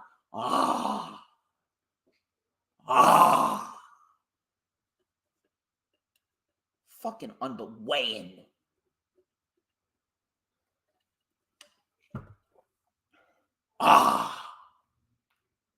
Roman Reigns. Roman Reigns finally appearing on Raw to address the WWE Universe. This was a fantastic segment right here with Roman Reigns and Cody. He goes, St. Louis, acknowledge me. Cody came out, big entrance and all. So Cody wanted to talk about Roman Reigns warning him to stay out of the bloodline business. He goes, you have a Cody Rhodes problem. Please define that. Heyman was about to speak. Cody stopped him and he goes, no. I'm talking to you. Roman said, you're not the problem. What you represent, that's the problem. You see, you're a professional wrestler and I'm a fighter, which allowed me to be a megastar. He goes, look at your track record. You didn't want to do Stardust, so you ran away. You started a promotion that you couldn't get over in, and you ran away. You see, your pec went pop, and you had to go away. April 2nd is merely just a moment.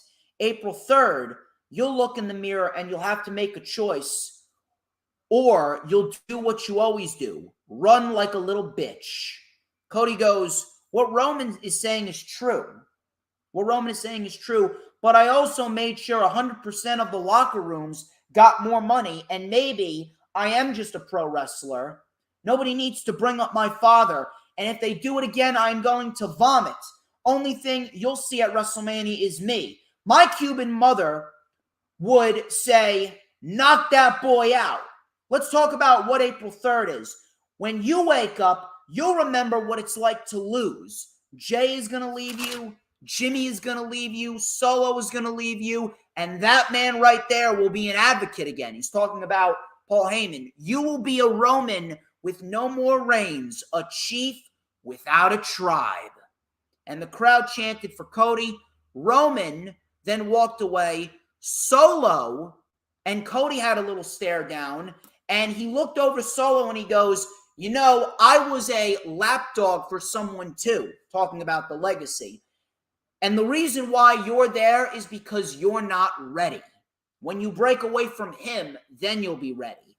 Solo was about to leave, and Cody goes, I knew you weren't ready.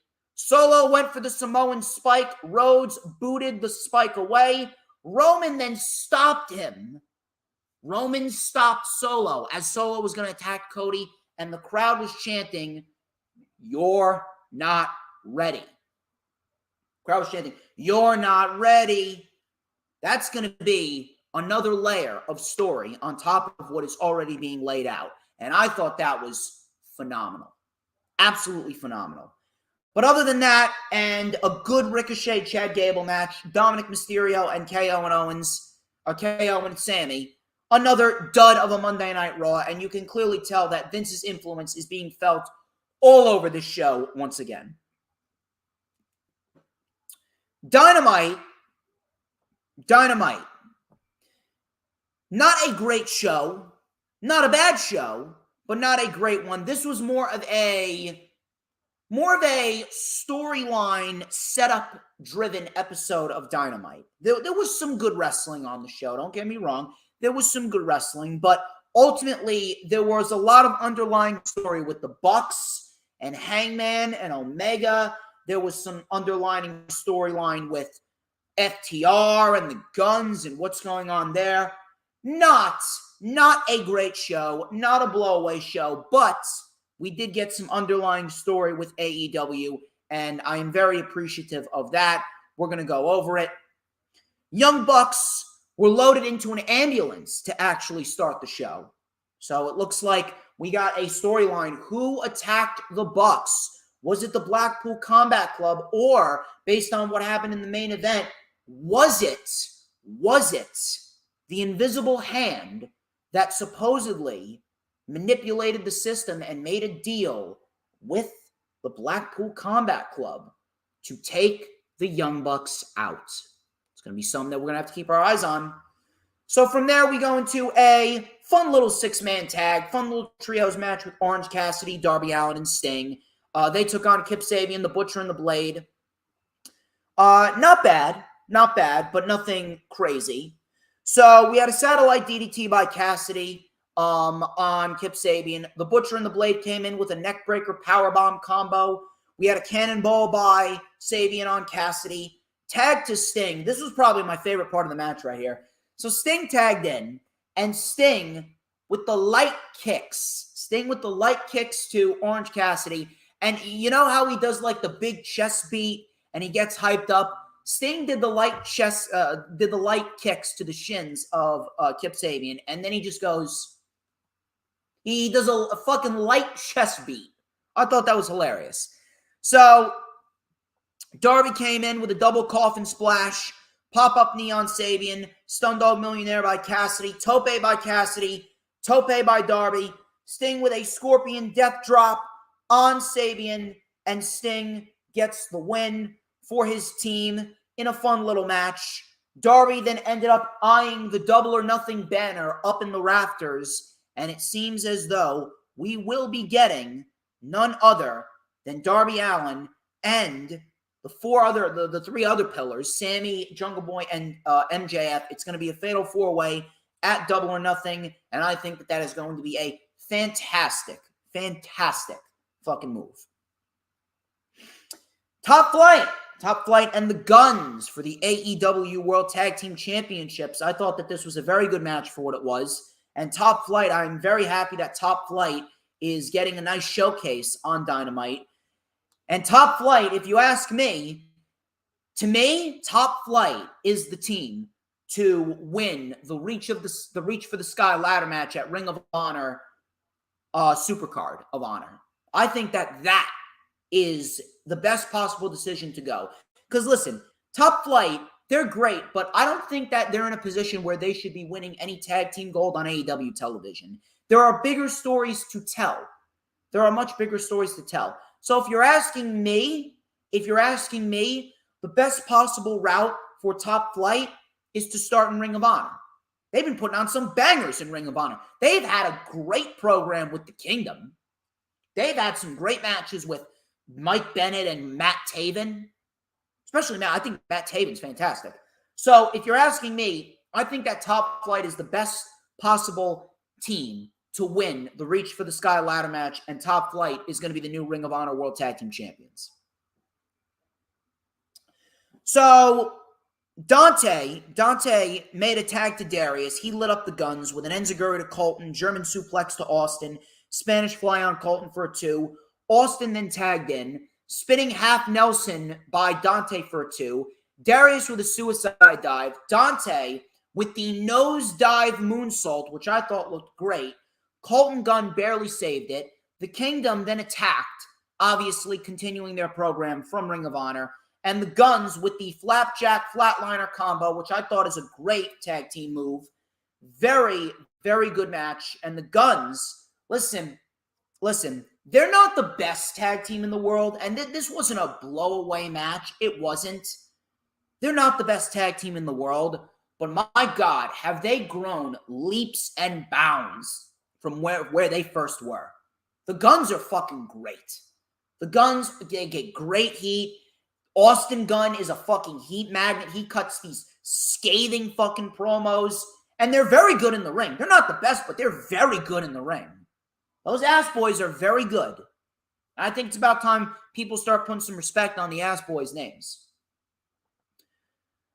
So afterwards, FTR came out. They wanted to talk some business.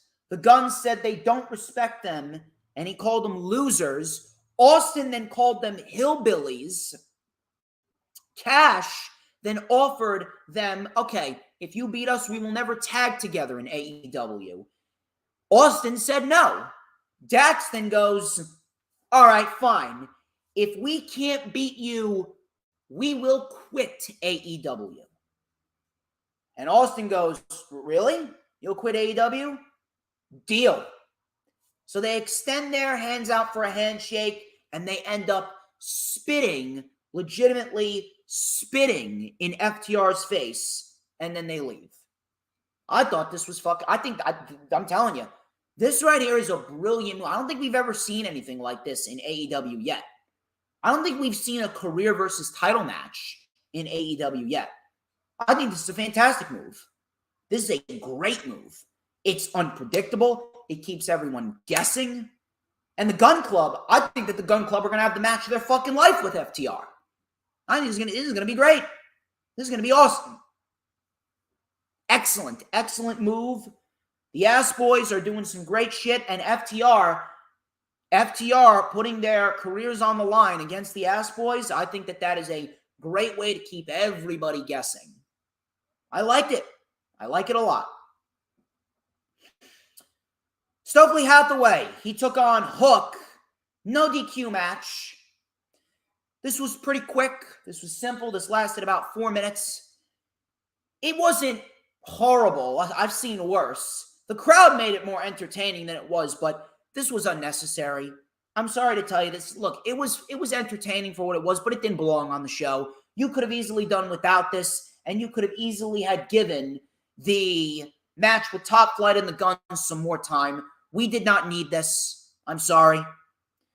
So Justin Roberts was given a receipt for Wingstop, and Stokely Hathaway made it seem like, oh yeah, this is a doctor's note, but it wasn't. So Bryce Remsburg ripped it up. Hook got Stokely with an exploder suplex on the floor. Hook brought out a guardrail. Hook channeled his inner Crowbar. Shout out to Crowbar, by the way, who main evented ISPW Living in the Now last night in Totowa. And Rick Recon ended up beating Crowbar. So shout out to my boy Rick Recon. Hook was about to get hit with a chair by Stokely. Hook caught it and delivered chair shots to Stokely Hathaway. This was a great spot. This was probably the best spot of the match. Hook delivered an exploder suplex on the guardrail to Stokely. Barely any give. I think that they should be using a guardrail a little bit more often. Stokely then was locked in the Red Room, and Stokely was out cold. Hook wins. Quick, simple, easy. I didn't really give a shit about it. It was harmless, but again, it didn't belong on the show, so that was that. Adam Cole, baby. And my God, am I happy to see Adam Cole back on television. Crowd was very, very happy. Crowd was electric, actually. So he said, we are just 7 days away from my in-ring return, and I'm feeling great. But he questioned who his opponent was going to be. All of a sudden, Daniel Garcia came out to the ring, and he mocked Adam Cole. Crowd was chanting, shut the fuck up. So he said, he's become a locker room leader, and I thought it was my duty to come out here and welcome you to AEW once again. I think it was my duty to come out here and put you in your place.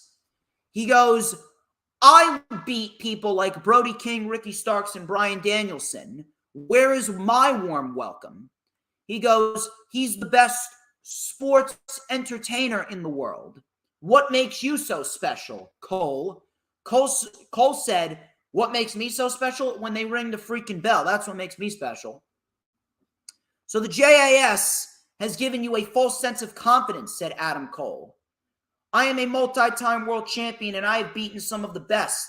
It looks like I found my second chance. So you want to challenge me next week?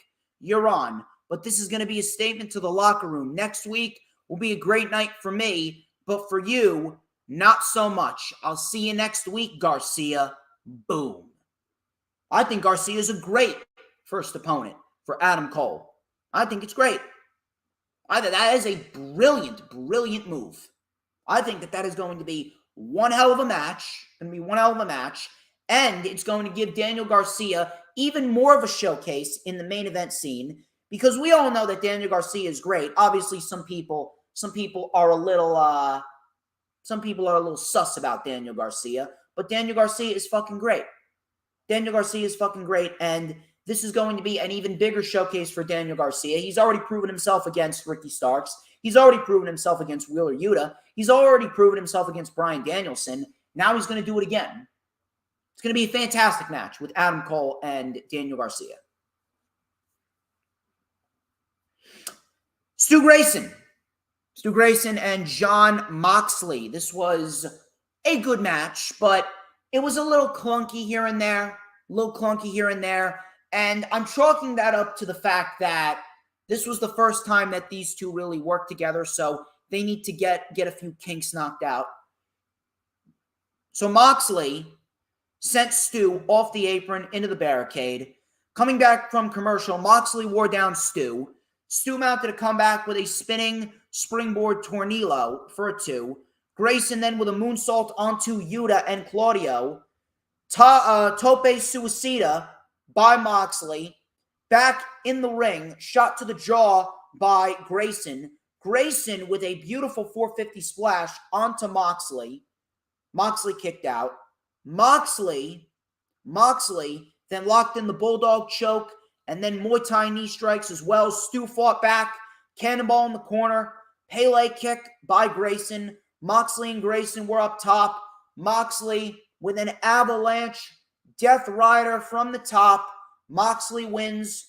A good match for what it was. Little clunky. They did not work together before this. That's what I'm chalking it up to, but still good regardless. And I am loving the heel turn for the Blackpool Combat Club. Good shit. Sky Blue, she took on Toni Storm. I want to really focus in on Sky Blue here because on Dynamite and Ring of Honor, Sky Blue has really, really gotten a lot better in the ring. When Sky Blue first started, I was like, why did they sign this fucking amateur? She looks great. She looks great. And she's got a nice package in the rear. It's no Toni Storm package, but Sky Blue has got a nice package in the rear. But at the end of the day, I don't understand why they signed her because she's not really that good of a performer. 1 year later or a year and a half later, I'm glad they signed her. She has improved leaps and bounds, and she has proven a lot of people wrong. And that right there is probably one of the greatest things about being a professional wrestling fan. So Sky Blue with a drop kick and a Hurricane Rana off the apron to Storm. Storm with a hip attack. Sky Blue sent to the floor. Storm then chopped Sky Blue in the chest. She accidentally chopped the post. Coming back from commercial, Sky Blue mounted a comeback with an enziguri and a diving crossbody. Head scissor takedown, step up knee, and a sliding enziguri. Super kick connects. Tony with a Thez press and a tornado DDT for a 2. Code blue by Sky, but the Outcast caused a distraction. Storm then with a shotgun dropkick, running hip attack, German suplex, and a Storm 0 for the win. Very, very solid match right here. And then afterwards, Riho and Willow Nightingale came out to run the Outcasts off. So I'm getting this vibe that this is going to be a little mini program because Jamie Hayter, according to Dave Meltzer, Jamie Hayter is currently working out a visa issue, which is why she missed the Dynamite this week. I'm guessing that we will be getting a 6-woman tag between these 6 individuals before we get to Britt, Hayter, and a potential match with Thunder Rosa involved as well. That's what I'm getting from this. But Sky Blue has improved leaps and bounds. This was a very solid match, and I'm very much enjoying what we are seeing from Sky Blue. And we're going to talk about her match on Ring of Honor 2. Stu Grayson was being attended to in the back, and the Blackpool Combat Club actually attacked him. So the Blackpool Combat Club continuing to run roughshod over AEW television, and I'm thoroughly enjoying this Blackpool Combat Club heel turn. Main event. El Hijo del Vikingo versus Kenny Omega. And some people were complaining, oh, where's the story? Oh, who is this fucking guy? This and all this other bullshit. People really came off like hypocritical assholes, especially after this match was over. Here's something that I don't think people are really giving any thought. Why do we need a 4 to 5 week build with every fucking match? It's legitimately impossible to do that. Not every match needs a 4 to 5 week build. If you want to talk about the pay-per-views, yes. But weekly television, we don't need a story involved in every fucking match. We don't. That's number one. Number two, people are really forgetting what professional wrestling is all about. Professional wrestling, probably one of the best things about pro wrestling to me, would be the fact that we have ourselves individuals that we've never heard of, and when we see them for the first time, they could ultimately end up making us a fan of them. Why are you going to shit on someone just because, oh, who is this? Who's this and who's that? At the end of the day, pro wrestling is all about finding out new people that we've never heard of and potentially becoming a fan of them. That's why pro wrestling is the most unique sport in the world. And then finally, there was story built around the match. It just didn't involve Vikingo because it didn't need to. This right here was a showcase match. This right here was a match that we should have gotten before 2022, but we couldn't because Kenny Omega had to vacate the AAA Mega Championship due to injury. Now that we got it, and after what we got, Vikingo shut a lot of people up. Matter of fact, I'm going to say this right now.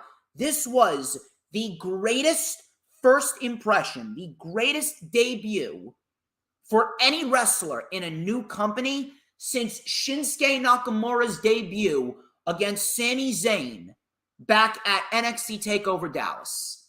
That was the benchmark for debuts. Vikingo, he's up there. He is fucking up there. I don't even have words to describe this. It was a fucking bona fide match of the year candidate. If this is not on your top 10, I think something may be wrong with you. Unfucking believable. Unbelievable. Vikingo came right out of the gate. He was doing fucking Tope Con heroes and implosion Hurricane Ranas, shooting star presses off the apron, Frankensteiners from the top, monkey flips on the apron by Kenny Omega. The guy fucking did a jumping off the top rope into a poison Rana. He did a step up 630 off of the rope through Kenny Omega through a table. Unfucking believable. I can't even begin to tell you how fucking crazy this guy was. Unbelievable. Kenny Omega won with the one-winged angel. Afterwards, the Blackpool Combat Club attacked Kenny Omega, and all of a sudden, the ambulance came back, and Hangman was driving it with a weapon. Paige then came into the ring to a big pop. The BCC ran off. Don Callis, this was something big right here.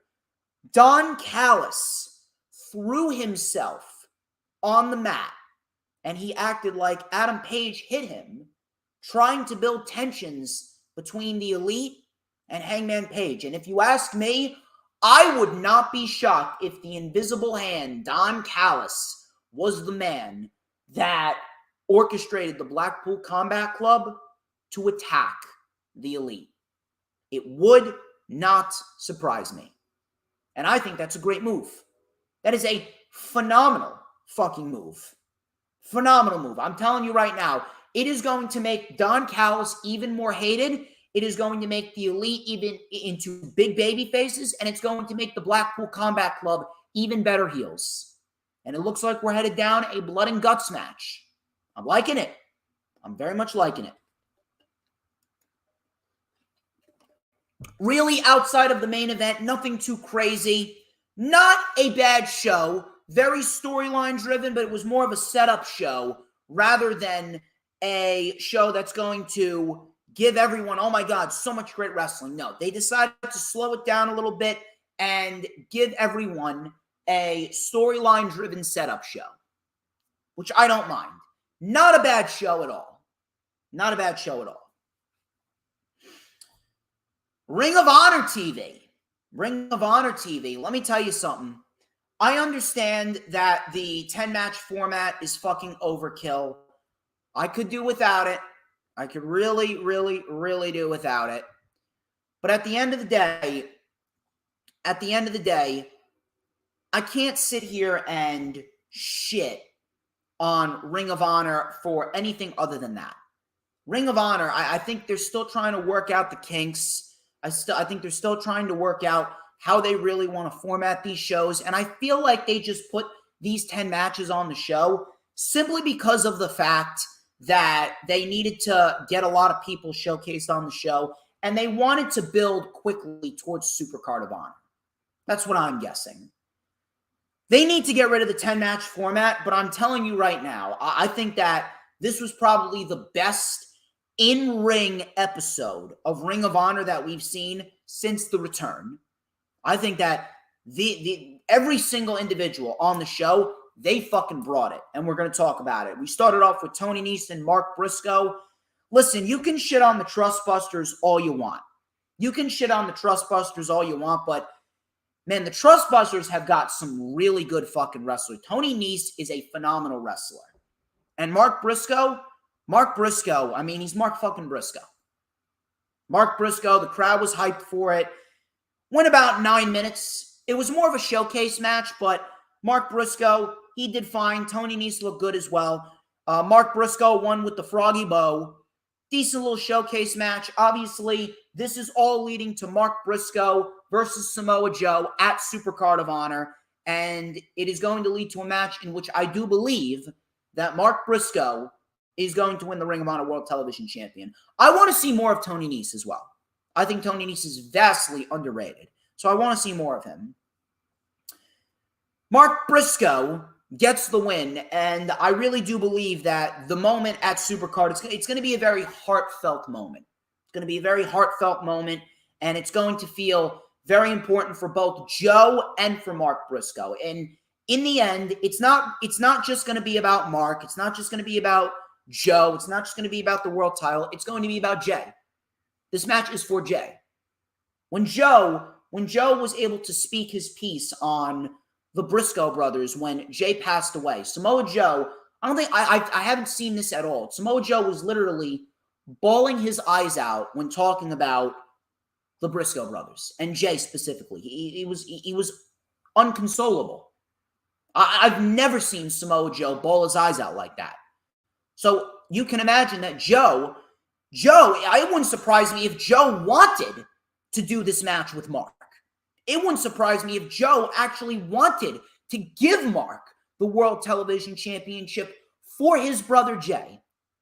Would not even surprise me. And you know what? That speaks to how classy Samoa Joe is.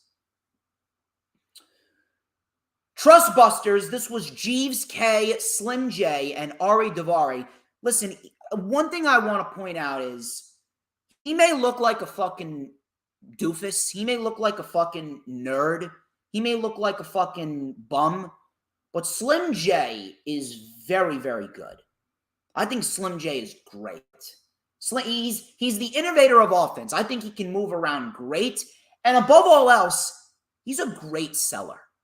I think that Slim J makes anyone look good. I remember when Ring of Honor first started up at the beginning of the month, I remember Slim J was fighting Mark Briscoe. Mark Briscoe delivered a boot to Slim J, and he did a complete fucking backflip. Slim J sells his ass off. So they took on Metalik, Blake Christian, and AR Fox. This was a very fun match, very fun trios match. Everyone was flying everywhere, doing 450s, and Fox was doing cutters. So Metalik, Blake Christian, and AR Fox, the story here is that Blake Christian and Metalik, they're partners in New Japan, and they brought in AR Fox, and it looks like they're looking to take down the Embassy. They're looking to take down the Embassy at Supercard, and win the World Six-Man Tag Team Championships. Listen, I think that it's going to be a banger of a match, but I don't see the Embassy losing the championships anytime soon. I just don't. Lady Frost versus Sky Blue. I'll tell you another individual who I've been very, very impressed with, Lady Frost.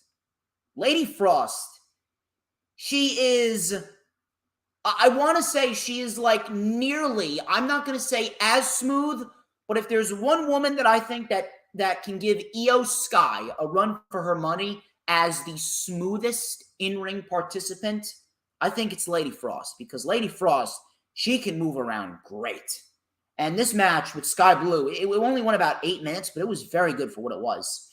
So Lady Frost with a very smooth cannonball off the apron of Sky Blue. Sky Blue came back with a super kick, nice sliding enziguri, and a beautiful, this was a phenomenal move by Lady Frost. Lady Frost cartwheeled herself by Sky Blue, and she caught Sky Blue in the cartwheel into an air raid crash. I thought that was fucking beautiful as all hell. We had a diving crossbody by Sky Blue, and then Sky Blue delivered a full Nelson slam, but it was like a full Nelson facebuster slam, and Sky Blue ended up getting the 1-2-3 win. I thought this was a very good match for what it was, and you know what? If they want to, because I don't think Yuka Sakazaki is beating Athena. It is Yuka Sakazaki and Athena at Supercard of Honor. Athena's not losing the women's title. Athena is going to be the leader of that division going forward because she's a fucking beast. If they want to, I would not be opposed to building up a program with Sky Blue and Athena for the Ring of Honor Women's World Championship. I think that would be very good. They want to do it, I'd be down for it. Rhett Titus and Hot Sauce Tracy Williams. I think that they're a very good tag team. And the tag team division in Ring of Honor looks fucking great. They took on Rush and Dralistico.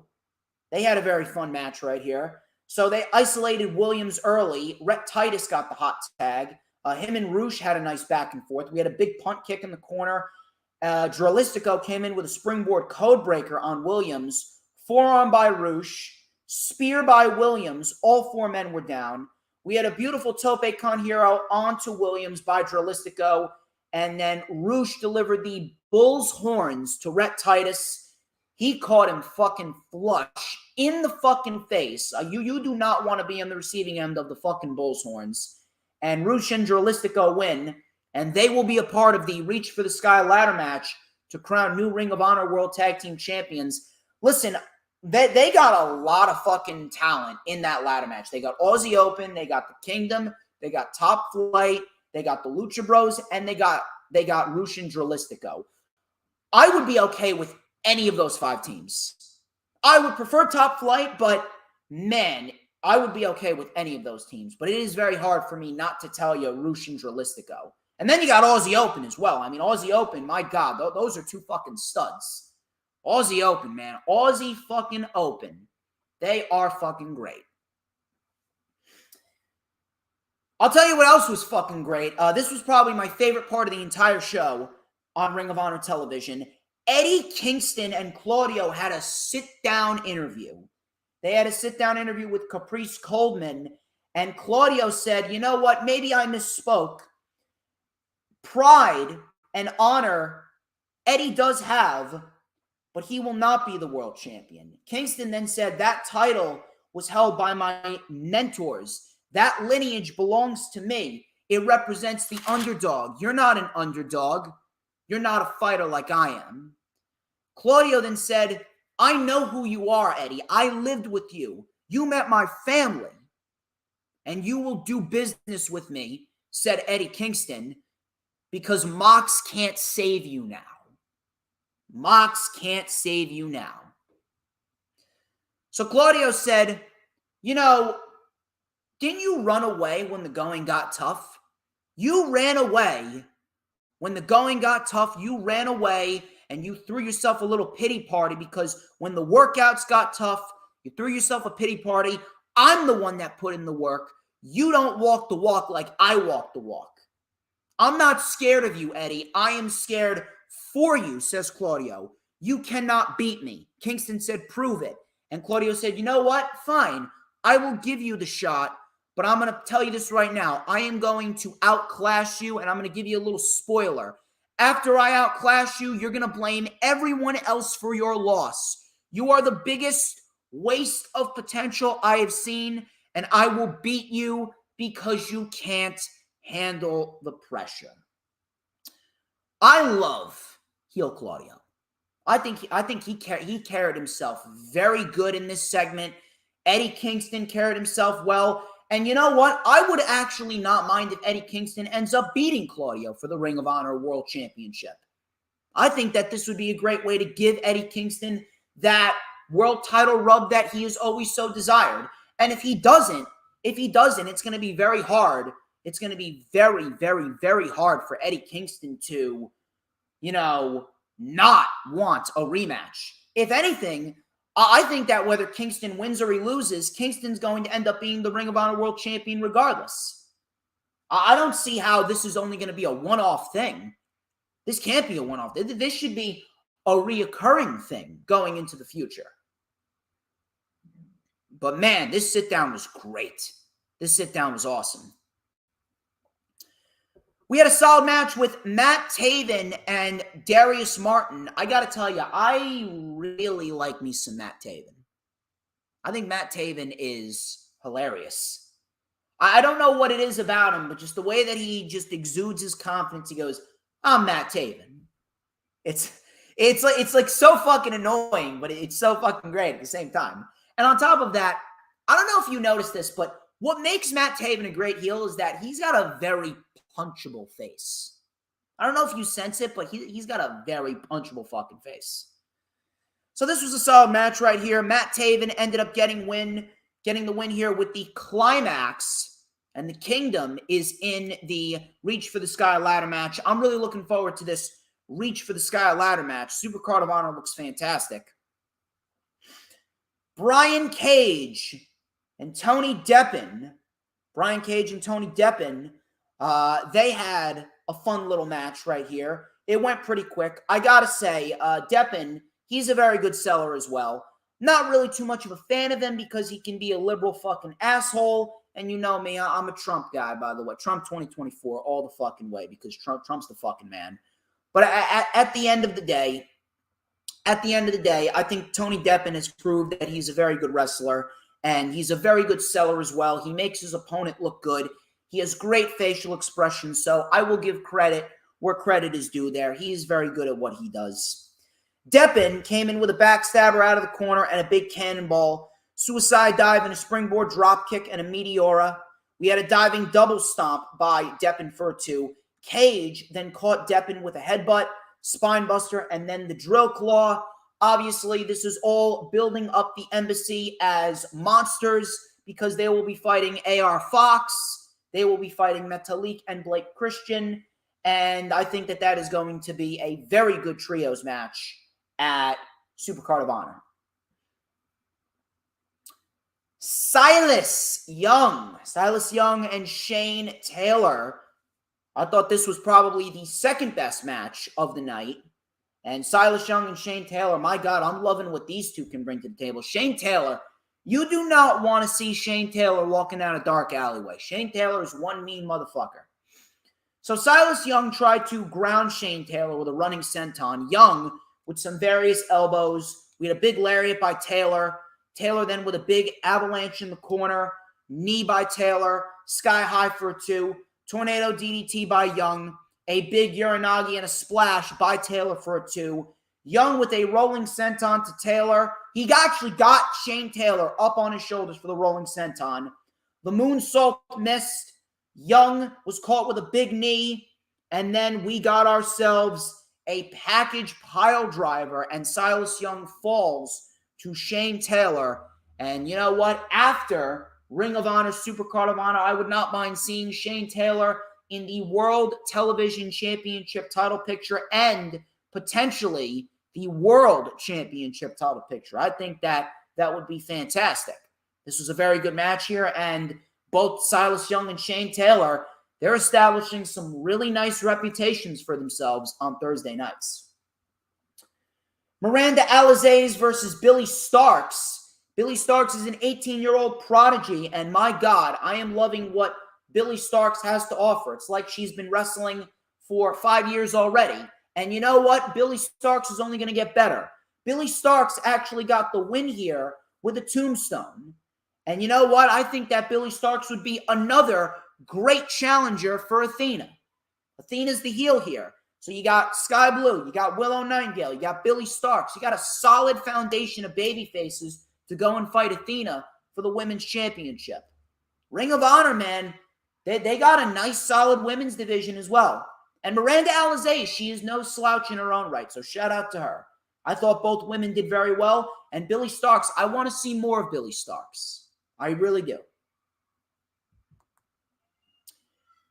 Aussie Open. Aussie. Oi, oi, oi. My God. Aussie Open has one of the best theme songs in the business right now. Period. Hands down. Aussie Open has one of the best theme songs in the business.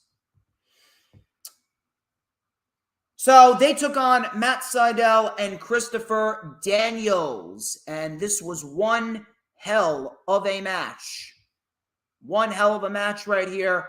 Really, really, really good stuff right here. We had ourselves Aussie Open trying to wear down Daniels before we got ourselves a comeback being mounted by Matt Sydal. And after Matt Sydal had that comeback, we had ourselves a Frankensteiner off the middle rope. Close 2 count right there. Aussie Open got taken out. We had a beautiful Meteora powerbomb combination by Daniels and Sydal for a 2. Mark Davis then came in to save it. We had a clothesline by Davis, pop-up knee by Sydal, half Nelson by Kyle Fletcher, and then a Death Valley driver by Daniels. Everyone was down. Crowd was really showing their appreciation in this match. I thought this was the match of the night right here for me. Big Enziguri by Fletcher, assisted cutter. Daniels saved it. Double lariat by Daniels. Blue Thunder Bomb by Fletcher, but he kicked out. Knee by Davis. Tombstone on Sydal. Uranagi by Davis, or on Daniels, rather. Uranagi on Fletcher by Daniels. Davis came in, double lariat, and Aussie Open hit the Colioris, or the Coliosis, or whatever the fuck they call it. I don't know what it is. It's a cool move. Coriolis, my apologies. I can't even fucking read my own handwriting. Coriolis and Aussie Open gets the win in an excellent tag team match. And it looks like Aussie Open could very well be a staple on Ring of Honor going forward. And I hope they are, because Aussie Open is absolutely fucking phenomenal in every sense of the word. The main event. It was Samoa Joe and Cheeseburger for the Ring of Honor World Television title. Really should not have main evented. If you ask me, I would have main evented with the tag team match. Samoa Joe and Cheeseburger went 1 minute. Joe absolutely destroyed him. And then Mark Briscoe came out to chase off Samoa Joe. Really kind of stupid to have this match main event the show, if you ask me. But that still didn't take away from what was a great wrestling show. Just a terrible match to put on in the main event. Ring of Honor Supercard of Honor is looking like this. Athena Yuka Sakazaki, Ring of Honor Women's World Championship. Wheeler Yuta versus Katsuyori Shibata, Ring of Honor Pure Championship. Samoa Joe versus Mark Briscoe, Ring of Honor World Television Championship. El Hijo del Vikingo versus Commander, holy fuck, for the AAA Mega Championship. Roosh Andralistico versus the Kingdom versus Top Flight versus the Lucha Bros versus Aussie Open. Reach for the Sky ladder match for the vacant Ring of Honor World Tag Team Championships.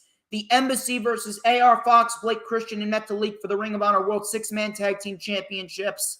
And then Eddie Kingston versus Claudio Castagnoli, Ring of Honor World Championship. It is shaping up to be one hell of a fucking show. And my God, I cannot wait for it. Ladies and gentlemen, that wraps up this edition of the Lightning Flash update. I would like to thank each and every single one of you for tuning into the stream. Do not forget to like, comment, subscribe. Rundown with Jay Leto tomorrow at 2 p.m. Rundown for Stand and Deliver Tuesday, 8:30 p.m. Rundown for WrestleMania with Mac the Giants fan Thursday, 7:30 p.m. Dual Rewind next Saturday for Supercard and Stand and Deliver at 4:30 p.m. Rewind for WrestleMania Night 1 on my birthday next Sunday at 2, and then Rewind for Night 2 on April 3rd at 2 p.m. You guys are fantastic. I greatly appreciate every single one of you. And, of course, I will have the vlog for the ISPW Living in the Now show up next Wednesday. Thank you to Hula Grim. Thank you to Lisa. Thank you to Dee Dee. Thank you to Dylan. Thank you to Adam Carl. Thank you to the Final Hoss. Thank you to everyone. Till next time, which is tomorrow. I'll see you tomorrow with Jay Leto. I am DJ Storms. This has been the Lightning Flash update. But before we get out of here, the question remains, people. I want to know who runs the IWC. Say it, baby. Who runs the IWC? Who? But DJ motherfucking Storms. And don't you forget it.